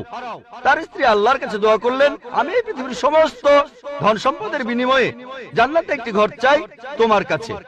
তাহলে পৃথিবীর সবচাইতে ধনী লোকের স্ত্রী তার সব সম্পদের বিনিময়ে চাচ্ছেন আখিরাত। ভাই, আপনার সঙ্গে একমত, মানুষকে ভালোবাসতে হবে, এটা খুব ভালো কাজ। তবে কারো পরকালের জীবন বাঁচানো সেটা আরো ভালো কাজ। আমি এখানে কি করছি? মানুষকে বলছি সাদৃশ্যগুলো দেখেন, যেগুলো কমন সেই জিনিসগুলো অন্তত মেনে চলেন, যেগুলো আলাদা সেগুলো বাদ দেন। যেটা কমন সেটা অন্তত মেনে চলেন, যে মূর্তি পূজা করা যাবে না, আল্লাহ কেবলমাত্র একজন, অন্তিম ঋষিকে মানতে হবে, তাহলে আমরা এক হব। নাম দিয়ে কেউ কখনো মুসলিম হয় না। আব্দুল্লাহ জাকির সুলতান মুসলিম মানে যে আল্লাহর কাছে নিজের ইচ্ছাকে সমর্পণ করে। আগে এক বোনকে আমি বলেছিলাম আল্লাহর কাছে আত্মসমর্পণ করুন, এখন আপনাকেও বলছি আল্লাহর কাছে আত্মসমর্পণ করুন। আর আল্লাহর ওহী এই লাস্ট টেস্টামেন্ট, খ্রিস্টানরা বলে ওল্ড টেস্টামেন্ট আর নিউ টেস্টামেন্ট, এটা হলো আল্লাহ তাআলার লাস্ট টেস্টামেন্ট, পবিত্র কোরআন। এটার কথা আপনাদের ধর্মগ্রন্থ আছে, সেটা আপনাদের মানতে হবে। এটা বাইবেলেও আছে, সেটা মেনে চলতে হবে। আমি অনুরোধ করবো, আসেন আমরা সবাই মিলেমিশে থাকি, সবাই একসাথে থাকি আর আল্লাহ তাআলার কাছে আত্মসমর্পণ করি। মানুষ সাধারণত লেভেল জিনিসটা পছন্দ করে না, জানো লেভেলটা গুরুত্বপূর্ণ নয়। পবিত্র কোরআনের সূরা ইমরানের 19 নম্বর আয়াতে উল্লেখ করা হয়েছে, ইন্নাদ-দীনা ইনদাল্লাহিল ইসলাম, আল্লাহ তাআলার কাছে একমাত্র যে ধর্মটা গ্রহণযোগ্য সেটা আল্লাহর কাছে আত্মসমর্পণ করা। যদি আল্লাহর কাছে নিজের ইচ্ছাকে সমর্পণ করেন, আপনার আখিরাত পরকালের জীবনটা বেঁচে যাবে। এবারে আপনার দ্বিতীয় প্রশ্নে আসি। নারীদের কথা বললেন যে সব ধর্মই নারীদের খারাপ চোখে দেখে, সব ধর্মই, খ্রিস্টান ধর্ম, হিন্দু ধর্ম, ইসলামের কথাও বললেন, সবাই খারাপ চোখে দেখে। খ্রিস্টানরা খারাপ চোখে দেখে, হিন্দুরা খারাপ চোখে দেখে, মুসলিমরাও খারাপ চোখে দেখে। মুসলিম মানে যে আল্লাহর কাছে নিজের ইচ্ছাকে সমর্পণ করে। আর সত্যিকারের মুসলিম কোন নারীর দিকে কখনো খারাপ দৃষ্টিতে তাকাবে না। যদি কেউ করে সে মুসলিম নয়। আল্লাহ পবিত্র কোরআনে বলেছেন, সূরা নূরের 30 আয়াতে উল্লেখ করা হয়েছে, মানুষ শুধু নারীর হিজাবের কথা বলে। আল্লাহ তাআলা পবিত্র কোরআনে প্রথমে বলেছেন পুরুষের হিজাবের কথা। মুমিন পুরুষদের বলো তারা যেন দৃষ্টি সংযত আর লজ্জাস্থান হেফাজত করে। যখন কোনো পুরুষ কোনো নারীর দিকে তাকাবে, তখন তার মনে, সেই পুরুষের মনে কোনো খারাপ চিন্তা আসলে সে দৃষ্টি নিচু করবে। আপনাদের বেদেও কথা আছে, যদি আপনি ঋগ্বেদ পড়েন 8 নম্বর গ্রন্থ 33 নম্বর অনুচ্ছেদের 19 নম্বর মন্ত্র, ব্রাহ্ম তোমাদের নারী বানিয়েছেন, সুতরাং দৃষ্টি নিচু করো আর মাথার উপরে কাপড় দাও। হিন্দু ধর্মগ্রন্থ নারীদের শ্রদ্ধা করে, তবে সেই ধর্মগ্রন্থে এমন কথাও আছে যেগুলো নারীদের ছোট করেছে, সেগুলো বলতে চায় না। যদি মনুস্মৃতি পড়েন, সেখানে নারীদের বিরুদ্ধে অনেক কথা আছে, সেগুলো আমি এখানে বলতে চাই না, কারণ আমি চাই না কেউ বলুক ডক্টর জাকির নায়েক হিন্দু ধর্মের সমালোচনা করছেন। পবিত্র বাইবেলেও নারীদের সম্পর্কে ভালো কথা আছে, আবার খারাপ কথাও আছে। ভালো কথাগুলো এখানে বলতে পারি, খারাপ কথাগুলো বলতে চাচ্ছি না। আমি চ্যালেঞ্জ করছি, কেউ আমাকে পবিত্র কোরআনের এমন একটা কথা দেখান যেটা নারীদের বিরুদ্ধে বলেছে। নারীদের বিরুদ্ধে একটা সহিহ হাদিস দেখান যেটা নারীদের বিরুদ্ধে বলেছে। হ্যাঁ, প্রত্যেক সম্প্রদায়ে কিছু কুলাঙ্গার দেখতে পাবেন। এমন কিছু মুসলিম হয়তো আছে যারা শুধু নামেই মুসলিম, তারা মেয়েদের দিকে তাকাতে পারে, মেয়েদের উত্ত্যক্ত করতে পারে, তবে তারা সত্যিকারের মুসলিম নয়। আপনি বললেন যে ইসলাম আর মুসলিমরা মেয়েদের খারাপ চোখে দেখে। যদি এই কথাটা বলে থাকেন, ভুল বলেছেন। যদি হিন্দু ধর্মগ্রন্থের সেই কথাগুলোর উদ্ধৃতি দিয়ে বলেন যে হিন্দু ধর্ম নারীদের বিরুদ্ধে কথা বলে, আমি বিভিন্ন ধর্মের উপর একজন ছাত্র হিসেবে কথাটা মেনে নেব যে হ্যাঁ, আপনি মনুস্মৃতির সেই অনুচ্ছেদগুলোর কথা বলছেন যেগুলো নারীদের বিরুদ্ধে বলে। যদি বাইবেলে নারীদের বিরুদ্ধে বলা কথাগুলোর উদ্ধৃতি দেন, হ্যাঁ, সেগুলো তো বাইবেলে লেখা আছে, তবে আমি চ্যালেঞ্জ করছি পবিত্র কোরআনে এমন মাত্র একটা আয়াত দেখান যেখানে নারীদের বিরুদ্ধে কথা বলে। এমন মাত্র একটা সহিহ হাদিস দেখান, আমাদের নবীজি সাল্লাল্লাহু আলাইহি ওয়াসাল্লামের মাত্র একটা কথা দেখান যেটা নারীদের বিরুদ্ধে বলেছে। সত্যি বলতে মুহাম্মদ সাল্লাল্লাহু আলাইহি ওয়াসাল্লাম হলেন পৃথিবীর প্রথম মানুষ যিনি নারীদের উপরে তুলেছেন আর তাদের সমান অধিকার দিয়েছেন। আমি একটা লেকচার দিয়েছিলাম ইসলামে নারীর অধিকার, এছাড়াও আরেকটা লেকচার ইসলাম এবং অন্যান্য ধর্মের নারীর অধিকার আমি সেখানে দেখিয়েছি। তাই আপনি যখন বললেন ইসলাম নারীদের অসম্মান করে, কথাটা ঠিক নয়। তবে আমি ইসলাম সম্পর্কে কথা বলিনি। ইসলাম সবসময় নারীদেরকে মর্যাদা দিয়েছে। মুসলিমরা এই কাজটা করেছে, তারা মুসলিমরা এই কাজ করছে। আর হিন্দু বা খ্রিস্টান এরাও নারীদের ছোট চোখে দেখে। ইসলাম কখনো এটা করে না। ধন্যবাদ আপনাকে, অনেক ধন্যবাদ ভাই, আপনাকে অনেক ধন্যবাদ। আমি একথাই বলেছি। তবে মুসলিমরা দুর্ভাগ্যজনকভাবে ইসলামের অনুসারীরা এই জিনিসটা প্রয়োগ করে না। হ্যাঁ ভাই, আমি আপনার সঙ্গে একমত। আমি বলেছিলাম কিছু লোক এমন, এখন ধরেন মার্সিডিজ গাড়ি কত ভালো এটা জানার জন্য যদি ড্রাইভারের সিটে কোনো আনাড়ি লোককে বসান আর সেই ড্রাইভার যদি গাড়িটা অ্যাক্সিডেন্ট করে, কাকে দোষ দেবেন? গাড়ি না ড্রাইভারকে? ড্রাইভারকে দোষ দেবেন। মার্সিডিজ গাড়ি কত ভালো এটা জানতে যদি চান, চেক করেন সেখানে কি কি আছে, এভারেজ স্পিড কেমন, পিকআপটা কেমন, গিয়ার রেশিও কেমন, নিরাপত্তা ব্যবস্থাগুলো কি কি। তাহলে ইসলামকে বিচার করতে চাইলে পবিত্র কোরআন আর সহিহ হাদিস পড়েন। মুসলিমদের দেখবেন না। যদি গাড়িকে পরীক্ষা করতে চান তাহলে আপনি ড্রাইভারের সিটে পাকা ড্রাইভারকে বসান। শ্রেষ্ঠ মুসলিমের দৃষ্টান্ত নবীজি সাল্লাল্লাহু আলাইহি ওয়াসাল্লাম। খ্রিস্টান ধর্মে পবিত্র বাইবেলে আছে, বুক অব জেনেসিস 3য় অধ্যায়ের 16 অনুচ্ছেদে মহান ঈশ্বর বলেছেন, তোমরা নারী, তোমরা খুব যন্ত্রণা পেয়ে সন্তানের জন্ম দেবে। এটা নারীদের প্রতি ঈশ্বরের অভিশাপ, গর্ভধারণ নারীদের জন্য শাস্তি। ইসলাম ধর্মে গর্ভধারণ নারীদের জন্য সম্মানের। পবিত্র কোরআনে সূরা নিসার 1 নম্বর আয়াতে উল্লেখ করা হয়েছে, গর্ভধারিণী মাকে সম্মান করো। পবিত্র কোরআনে সূরা লুকমানের 14 নম্বর আয়াতে উল্লেখ করা হয়েছে, আমি মানুষকে তাদের বাবা মায়ের সাথে ভালো ব্যবহার করার নির্দেশ দিয়েছি।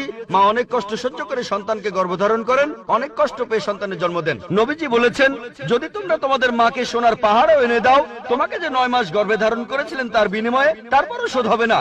ইসলাম এই কথাই বলছে। এখন নবীজি সাল্লাল্লাহু আলাইহি ওয়াসাল্লামের কাছে একজন লোক আসলো আর প্রশ্ন করলো, এটা আছে সহিহ বুখারী 8 নম্বর খণ্ড, বুক অব আদাব 2 নম্বর অধ্যায় 2 নম্বর হাদিস, হে নবী, এই পৃথিবীতে কাকে সবচাইতে বেশি সম্মান দেখাবো? নবীজি বললেন, তোমার মা।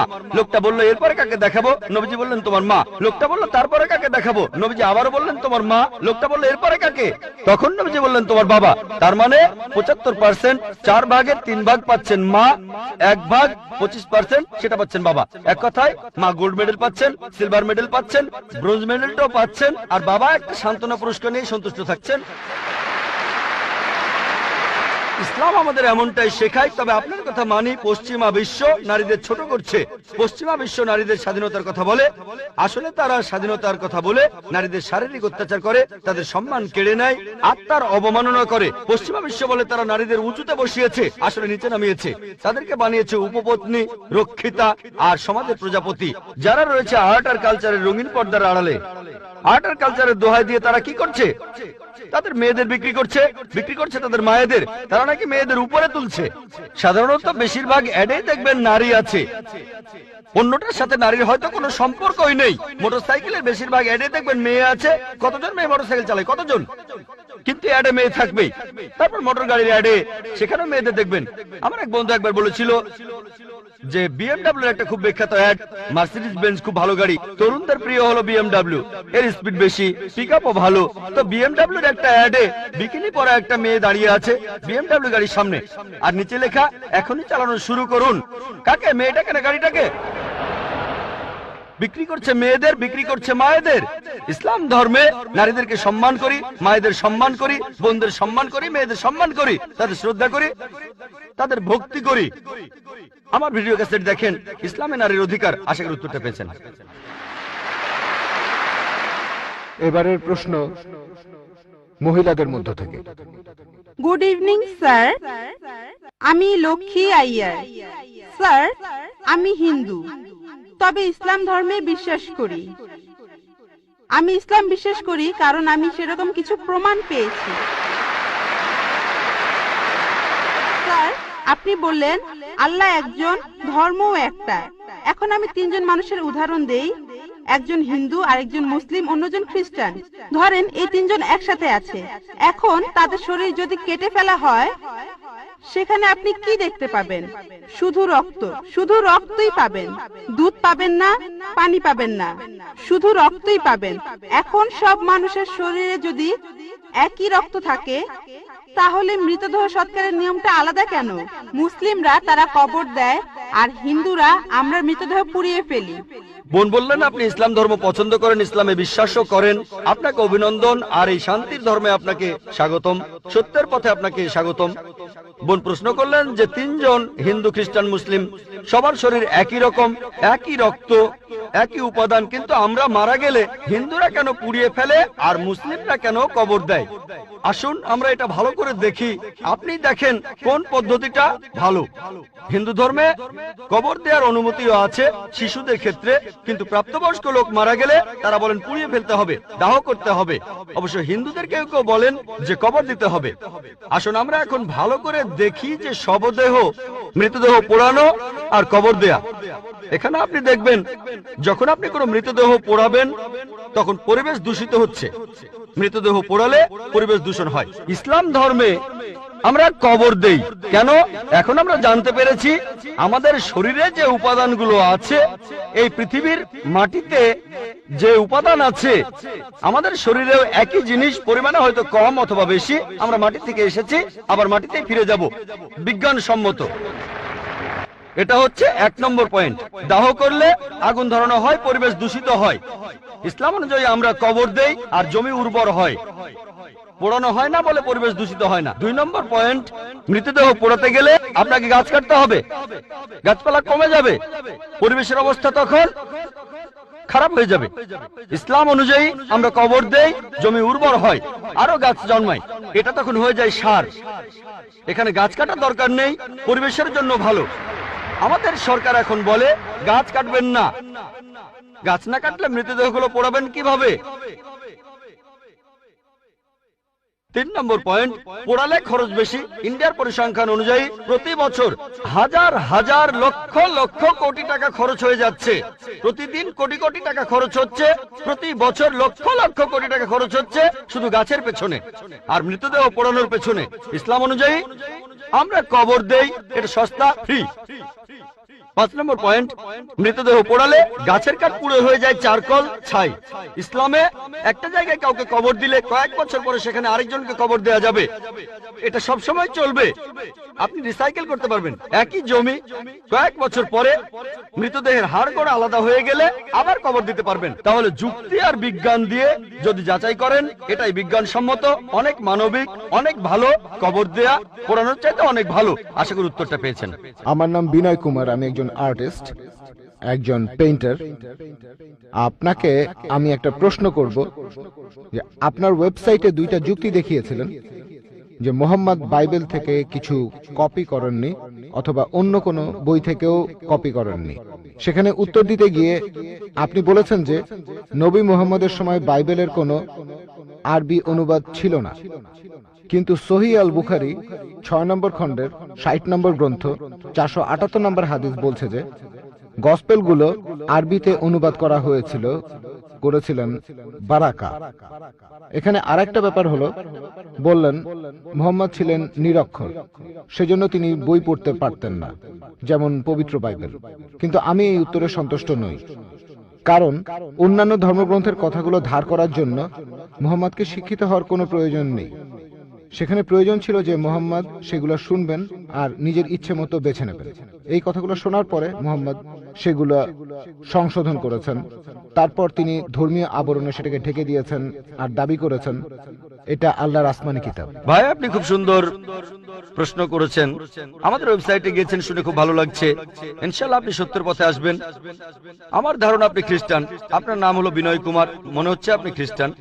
ভাই বললেন আমি 2টো যুক্তি দেখিয়েছি। 2টো না, অনেকগুলো যুক্তি দেখিয়েছি, আপনি বেছে নিয়েছেন 2টো। না না ঠিক আছে, আপনার চোখে পড়েছে ওই 2টো, তবে আমি 2টো যুক্তি দেখাইনি। এই 2টো ছাড়াও আরো যুক্তি দেখিয়েছি। একটা যুক্তি দেখিয়েছিলাম যে নবীজি সাল্লাল্লাহু আলাইহি সাল্লাম ছিলেন উম্মি। আল্লাহ পবিত্র কোরআনে বলেছেন, সূরা আনকাবুতের 48 নম্বর আয়াতে উল্লেখ করা হয়েছে যে আমি সর্বশেষ নবীকে পাঠিয়েছি নিরক্ষর, যাতে করে মিথ্যাচারীরা কোন রকম সন্দেহ পোষণ না করে। এটা অবশ্যই মানবেন। একজন নিরক্ষর অন্যজন পড়তে পারে, নিরক্ষরের জন্য কাজটা কঠিন, এটা অবশ্যই মানবেন। কি বলেন?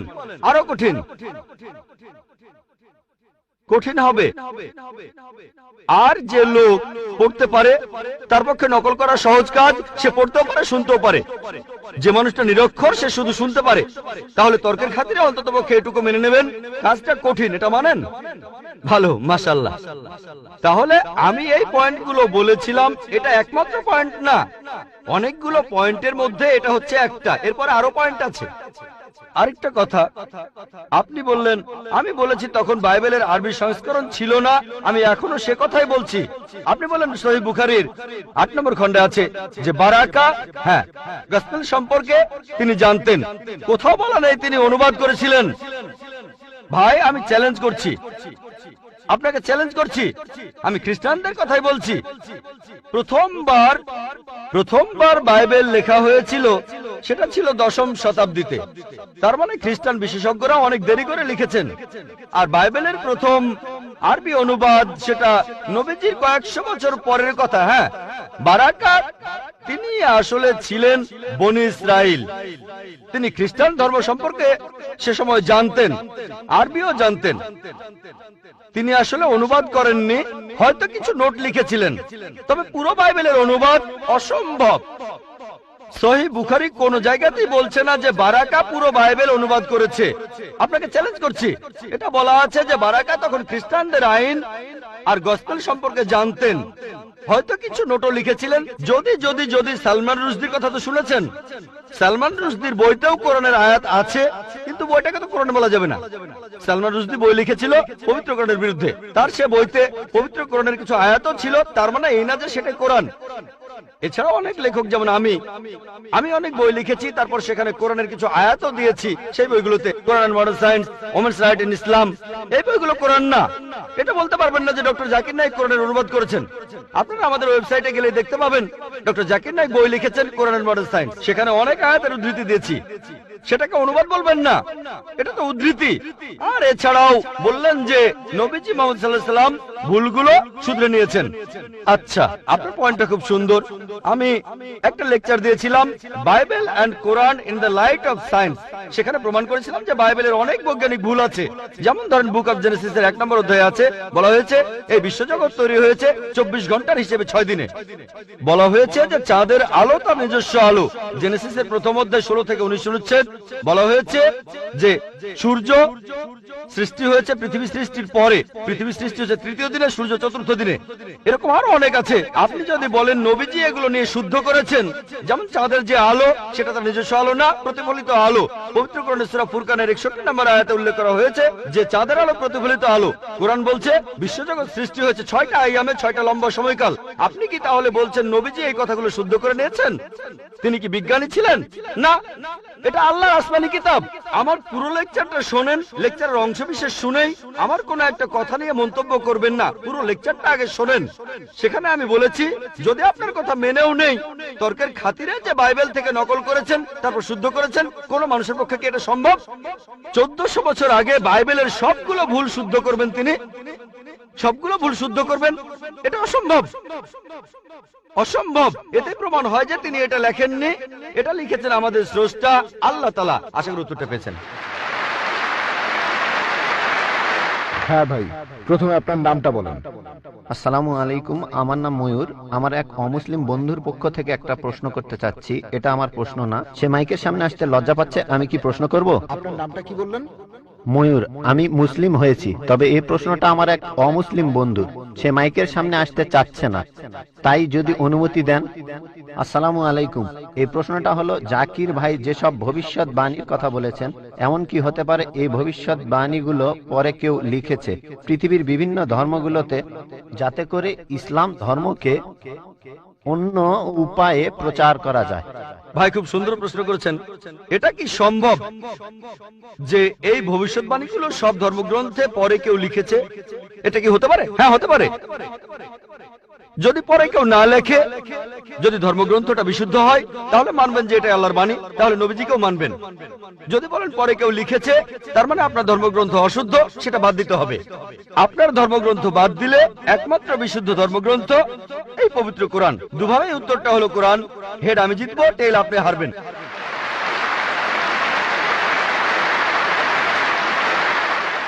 এবারে প্রশ্ন করা হচ্ছে মহিলাদের মধ্য থেকে। কোন অমুসলিম বোন মাইকের সামনে এসে প্রশ্ন করবেন প্লিজ। আদাব ডক্টর জাকির নায়েক স্যার, আমার নাম ভেঙ্কটামা। আমি গত কয়েক বছর ধরে এক মুসলিম মহিলার সাথে আছি। আমার প্রশ্নটা হলো, সবাই বলে কোনো ধর্মই খারাপ কথা বলে না, কিন্তু মুসলিমরা কেন অন্য ধর্মের লোকদের ইসলাম গ্রহণ করতে বলে?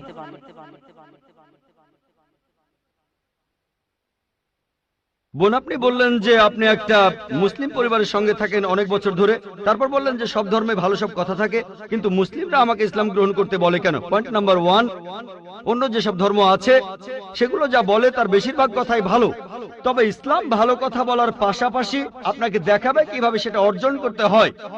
আমি উদাহরণও দিয়েছি, সব ধর্মই বলে চুরি করো না, ইসলাম একই কথা বলে, তবে ইসলাম দেখিয়ে দেয় কিভাবে সেই অবস্থানে যাবেন যেখানে কেউ চুরি করে না। যাকাত দেন, সাহায্য করেন, এরপর কেউ চুরি করলে তার হাত কেটে ফেলেন, তাহলে চুরি করা বন্ধ হয়ে যাবে, কোনো অপরাধ থাকবে না। এজন্যই আমি বলেছিলাম যে ইসলাম ভালো কথা বলার পাশাপাশি আপনাকে দেখিয়ে দেবে কিভাবে সেটা অর্জন করতে হয়। 2 নম্বর পয়েন্ট, আমি বিভিন্ন ধর্মের একজন ছাত্র হিসেবে বলছি, যদি আপনি হিন্দু ধর্মগ্রন্থগুলো মেনে চলেন, মনে হয় আপনি হিন্দু, যদি হিন্দু ধর্মগ্রন্থগুলো মেনে চলেন, যদি একজন ভালো হিন্দু হন, আপনাদের ধর্মগ্রন্থই বলছে ঈশ্বর মাত্র একজন। আমার লেকচারে অনেক হিন্দু ধর্মগ্রন্থের উদ্ধৃতি দিয়েছি, এক ঈশ্বর। আপনাদের ধর্মগ্রন্থ বলছে মূর্তি পূজা করবে না। ভগবত গীতার 7 অধ্যায়ের 20 অনুচ্ছেদ বলছে জাগতিক আকাঙ্ক্ষা যাদের বুদ্ধিকে আচ্ছন্ন করে রেখেছে তারা নকল ঈশ্বরের পূজা করে, তারা মূর্তি পূজা করে। এক ঈশ্বরে বিশ্বাস করতে হবে। আজকে আমার লেকচারে বলেছিলাম বিশ্বাস করতে হবে অন্তিম ঋষিকে, কল্কি অবতার, যার বাবার নাম হবে বিষ্ণু ইয়াস আব্দুল্লাহ, তার মায়ের নাম হবে সুমতি আমিনা। তিনি জন্মগ্রহণ করবেন সাম্বালা নামের গ্রামে মক্কা। তিনি জন্মাবেন সাম্বালা শহরের প্রধানের ঘরে, মক্কার প্রধানের ঘরে। তিনি হবেন পুরো মানুষ জাতির পথপ্রদর্শক। তিনি আলোকপ্রাপ্ত হবেন রাতের বেলায় একটা গুহায়। তিনি উত্তর দিকে গিয়ে আবার ফিরে আসবেন। ঈশ্বর তাকে 8টা গুণ দেবেন। তিনি হবেন পৃথিবীর সব মানুষের পথপ্রদর্শক। তিনি একটা ঘোড়ায় চড়বেন, ডান হাতে থাকবে একটা তরবারি, 4 জন সহচর থাকবে তাকে বিভিন্ন সময় ফেরেশতাগণ সাহায্য করবেন। এরকম আরো অনেক অনেক। এই মানুষটা কে? যদি ভালো হিন্দু হয়ে থাকেন তাহলে আপনি এই অন্তিম ঋষিকে বিশ্বাস করবেন, তা না হলে আপনি ভালো হিন্দু নেই। যদি ভালো হিন্দু হয়ে থাকেন তাহলে এক ঈশ্বরে বিশ্বাস করবেন, তাহলে আপনি মূর্তি পূজা করবেন না। নাতাস্তি প্রতিমা আস্তি, মহান ঈশ্বর, তার কোনো প্রতিমা নেই, তার কোনো প্রতিমূর্তি নেই, তার কোনো ছবি নেই, তার কোনো ফটোগ্রাফ নেই, তার কোনো ভাস্কর্য নেই।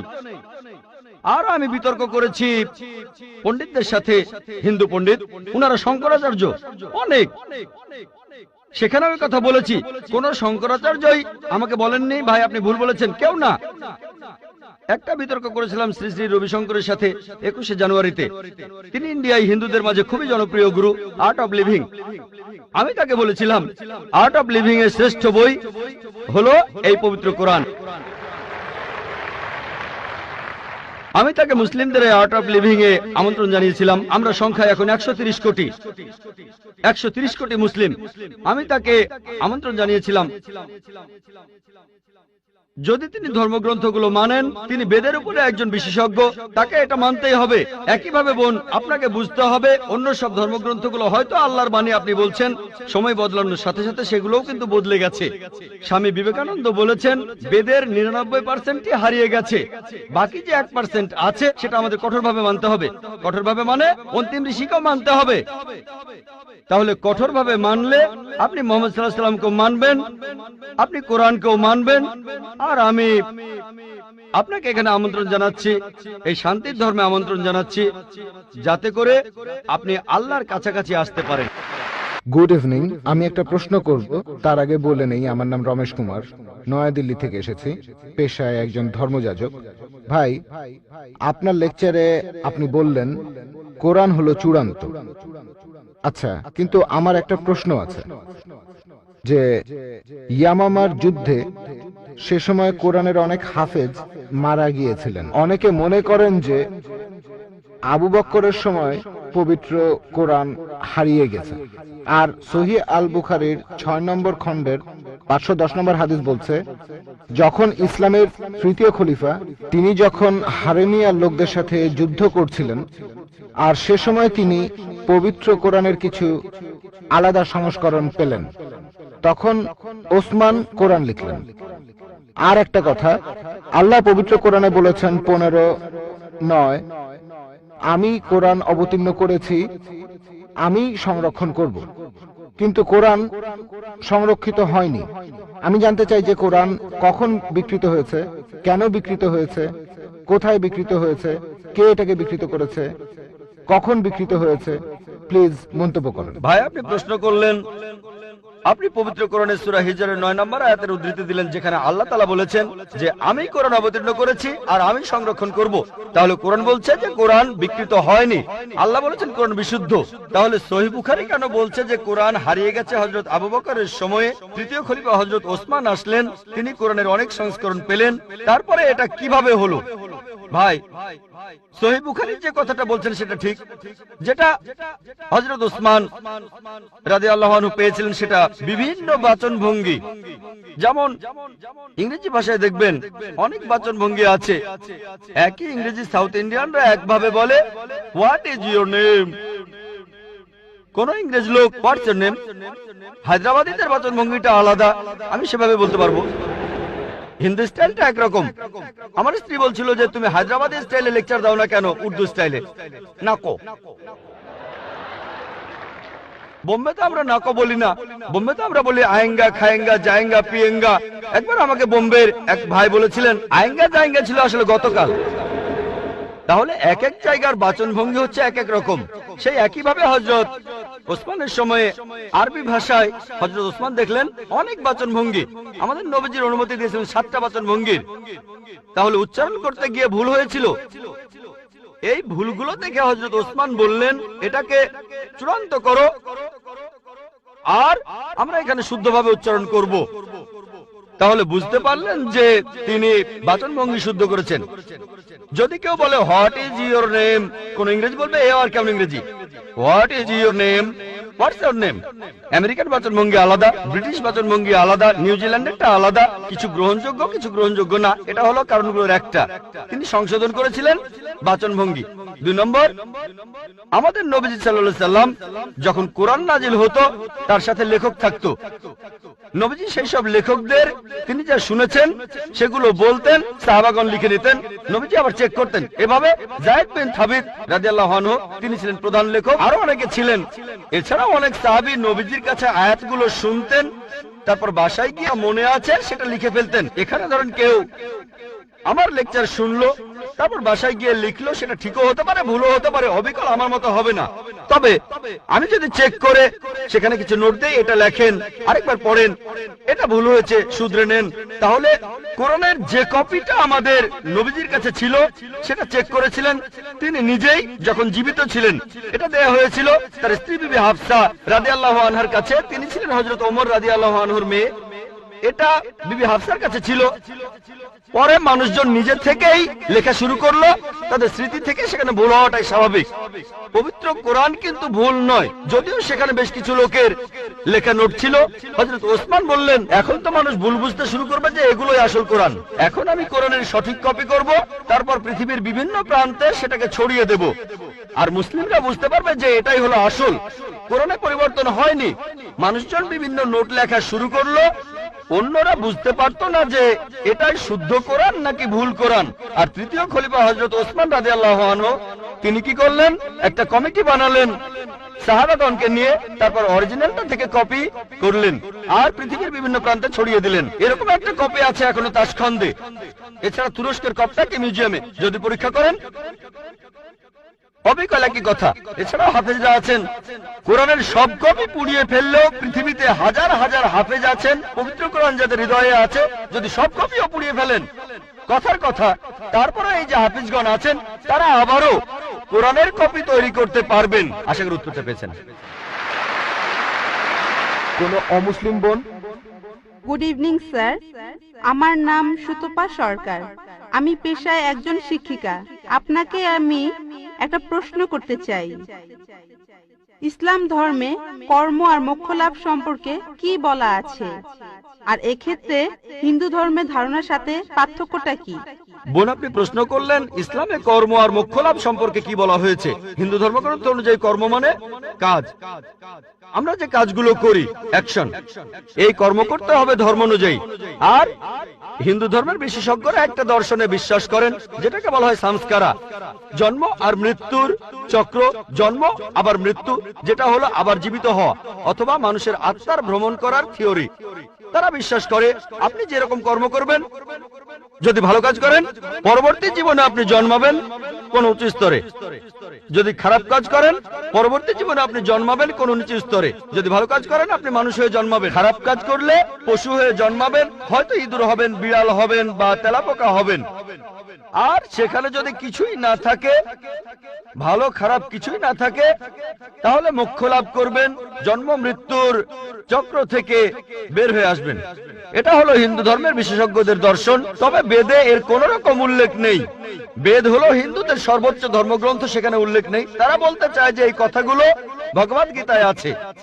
ভগবদ গীতায় বলা হয়েছে 2 নম্বর অধ্যায়ের 22 নম্বর অনুচ্ছেদে, যেভাবে একটা শরীর পোশাক বদলায় তারপরে নতুন পোশাক পরে, একইভাবে আত্মা নতুন শরীরে প্রবেশ করে। হিন্দু ধর্মগ্রন্থগুলোতে পুনর্জন্ম বলে একটা কথা আছে। এটা আছে ঋগ্বেদ 10 নম্বর গ্রন্থ 16 নম্বর অনুচ্ছেদের 4 ও 5 পরিচ্ছেদে। পুনর মানে পরবর্তী, জন্ম মানে জীবন, পরবর্তী জীবন। আমরা পরের জীবনে বিশ্বাস করি যে পৃথিবীতে একবার আসবো, মাত্র একবারই আসবো। আমরা পৃথিবীতে একবার আসবো, আল্লাহর আদেশে মারা যাব, পৃথিবীতে একবারই আসবো, একবারই মারা যাব, পরবর্তীতে আখিরাতে গিয়ে আবার জীবিত হব। তাহলে ইসলাম অনুযায়ী আমরা এই পৃথিবীতে একবারই আসবো, তারপর আমরা আল্লাহর আদেশে কিয়ামতের দিনে আবার জীবিত হব। কাজের উপর নির্ভর করে বেহেশত বা দোজখে যাবেন, স্বর্গ বা নরকে, বেদ এমন কথাই বলছে। কিন্তু তারা এটা বোঝে না, হিন্দু বিশেষজ্ঞরা, যে কেন মানুষ জন্মায় বোবা হয়ে, জন্মায় অন্ধ হয়ে, কেউ গরিব হয়, আবার কেউ ধনী হয়, কেউ বা স্বাস্থ্যবান। ঈশ্বর তো কোনো অন্যায় করেন না। তাই তারা একটা দর্শন আনলো যে জন্ম মৃত্যু, আত্মার ভ্রমণ করে বেড়ানো। বেদের কোথাও এই কথার উল্লেখ নেই। এমনকি ভগবদ গীতাও এমন কথা বলছে, পুরনো পোশাক বাদ দিয়ে শরীর যেমন নতুন পোশাক পরে, একইভাবে আত্মা পুরনো শরীর ছেড়ে নতুন শরীরে যায়। একবার, আমার কোনো আপত্তি নেই, একবার মারা যাবেন, একবারই পুনরুজ্জীবিত হবেন। তবে ইসলামে এই প্রশ্নটার উত্তর রয়েছে। হিন্দু বিশেষজ্ঞরা এটা বুঝতে পারে না যে ঈশ্বর কেন এমন করবেন। কিছু মানুষ জন্ম থেকে বোবা, কেউ বা স্বাস্থ্যবান, কারো হার্টের সমস্যা, কেউ গরিব আবার কেউ ধনী। ইসলাম বলে, পবিত্র কোরআনের সূরা মুলকের 2 নম্বর আয়াতে উল্লেখ করা হয়েছে, আল্লাহ জি খালাকাল মাউতা ওয়াল হায়াতা, আল্লাহ সৃষ্টি করেছেন জীবন ও মৃত্যু তোমাদেরকে পরীক্ষা করার জন্য। এই জীবনটা পরকালের জন্য পরীক্ষা। এখন কেউ হয়তো জন্মায় গরিব হয়ে, কেউ ধনী হয়ে। ধনীদের ক্ষেত্রে কোরআন বলছে তাদেরকে জাকাত দিতে হবে। যদি আপনার সঞ্চয় 85 গ্রাম স্বর্ণের চাইতে বেশি হয়, নিসাবের তুলনায় বেশি হয়, তাহলে 2.5% জাকাত প্রতি হিজরি সালে দিতে হবে। ধনীরা জাকাত দিতে পারে, নাও দিতে পারে, অর্ধেকও দিতে পারে, হয় সে 100 তে 100 পাবে অথবা 50 পেতে পারে। কোনো জাকাত না দিলে সে 0 পাবে। কিন্তু গরিব লোকের ক্ষেত্রে জাকাত দিতে হবে না, সে জাকাতের পরীক্ষায় 100 তে 100 পাবে। আমরা বলি এত গরিব লোক, কিন্তু গরিব জাকাতের পরীক্ষায় 100 তে 100 পাবে, 100 তে 100। আর আমাদের নবীজি বলেছেন, ধনী লোকের জন্য বেহেশতে যাওয়া গরিব লোকের চাইতে কঠিন। ধনীরা ভাবতে পারে, ও আমাকে এত জাকাত দিতে হবে, আমি দিতেও পারি আবার নাও দিতে পারি। সবচেয়ে ভালো কাজ হলেও সর্বোচ্চ পেতে পারেন 100 তে 100। গরিব লোক এখানে পুরো নম্বর পেয়েছে। তাই এক একজনের পরীক্ষা এক এক রকম। কেউ বা স্বাস্থ্যবান, আবার কেউ হয়তো সে জন্ম থেকেই অসুস্থ। এটা আমরা মানি না যে আগের জন্মের পাপের কারণে কেউ অন্ধ হয়ে জন্মেছে। এটা পরকালের জন্য পরীক্ষা। এমন না যে সে পাপ করেছে, হয়তো এটা বাবা মায়ের জন্য পরীক্ষা। পবিত্র কোরআনের সূরা আনফালের 28 নম্বর আয়াতে উল্লেখ করা হয়েছে, তোমাদের সম্পদ ও সন্তানরা তোমাদের জন্য পরীক্ষা। হয়তো আল্লাহ বাবা মাকে পরীক্ষা করছেন, হয়তো তারা ধার্মিক। আর দেখা গেল যে তাদের সন্তান একেবারে জন্ম থেকে অসুখ। দেখে কেউ হয়তো বলবে, আমি আল্লাহকে বিশ্বাস করি না। যারা ঈমানদার তারা বলবে, এখনো আল্লাহকে বিশ্বাস করি। আল্লাহ পরীক্ষা করছেন। যত কঠিন পরীক্ষা তত বড় পুরস্কার। হয়তো আল্লাহ তাদের দেবেন জান্নাতুল ফেরদৌস। ধরেন যদি গ্রাজুয়েশন পাশ করেন, আপনি হবেন বিএ, বিএসসি বা বিকম। যদি পাশ করেন এমবিবিএস, আপনি হবেন ডাক্তার। এমবিবিএস পাশ করাটা বিকমের চাইতে কঠিন। যত কঠিন পরীক্ষা তত দামি ডিগ্রি। আমরা মানি কেউই পাপী হয়ে জন্মায় না, প্রত্যেকে জন্মায় মাসুম হয়ে। কিন্তু হিন্দু দর্শন বলছে, বিশেষজ্ঞরা বলছে, ধর্মগ্রন্থ বলছে না। তারা বিশ্বাস করে যে এই পৃথিবীতে আসবেন, বারবার আসবেন, যদি ভালো কাজ করেন মানুষ হয়ে আসবেন, খারাপ কাজে পশু হয়ে জন্মাবেন। এই কথাটা বেদের কোথাও বলা নেই। আর আপনি যদি একটু চিন্তা করে দেখেন বোন, অপরাধের মাত্রা বাড়ছে না কমছে? বাড়ছে না কমছে? অপরাধ বাড়ছে নাকি কমছে? বাড়ছে। পৃথিবীতে মানুষের সংখ্যা বাড়ছে না কমছে? বাড়ছে। তাহলে যুক্তি বলে অপরাধের মাত্রা যদি বাড়ে, মানুষ তো তাহলে কমে যাওয়ার কথা, কিন্তু কমছে না। এতে প্রমাণ হয় যে এই দর্শনটা ভুল। বিস্তারিত জানতে চাইলে আমার ভিডিও ক্যাসেট দেখুন, হিন্দুইজম ও ইসলামের মধ্যে সাদৃশ্য। আশা করি আপনার উত্তরটা পেয়েছেন। ওয়া আখিরি দাওয়ানা আলহামদুলিল্লাহি রাব্বিল আলামিন।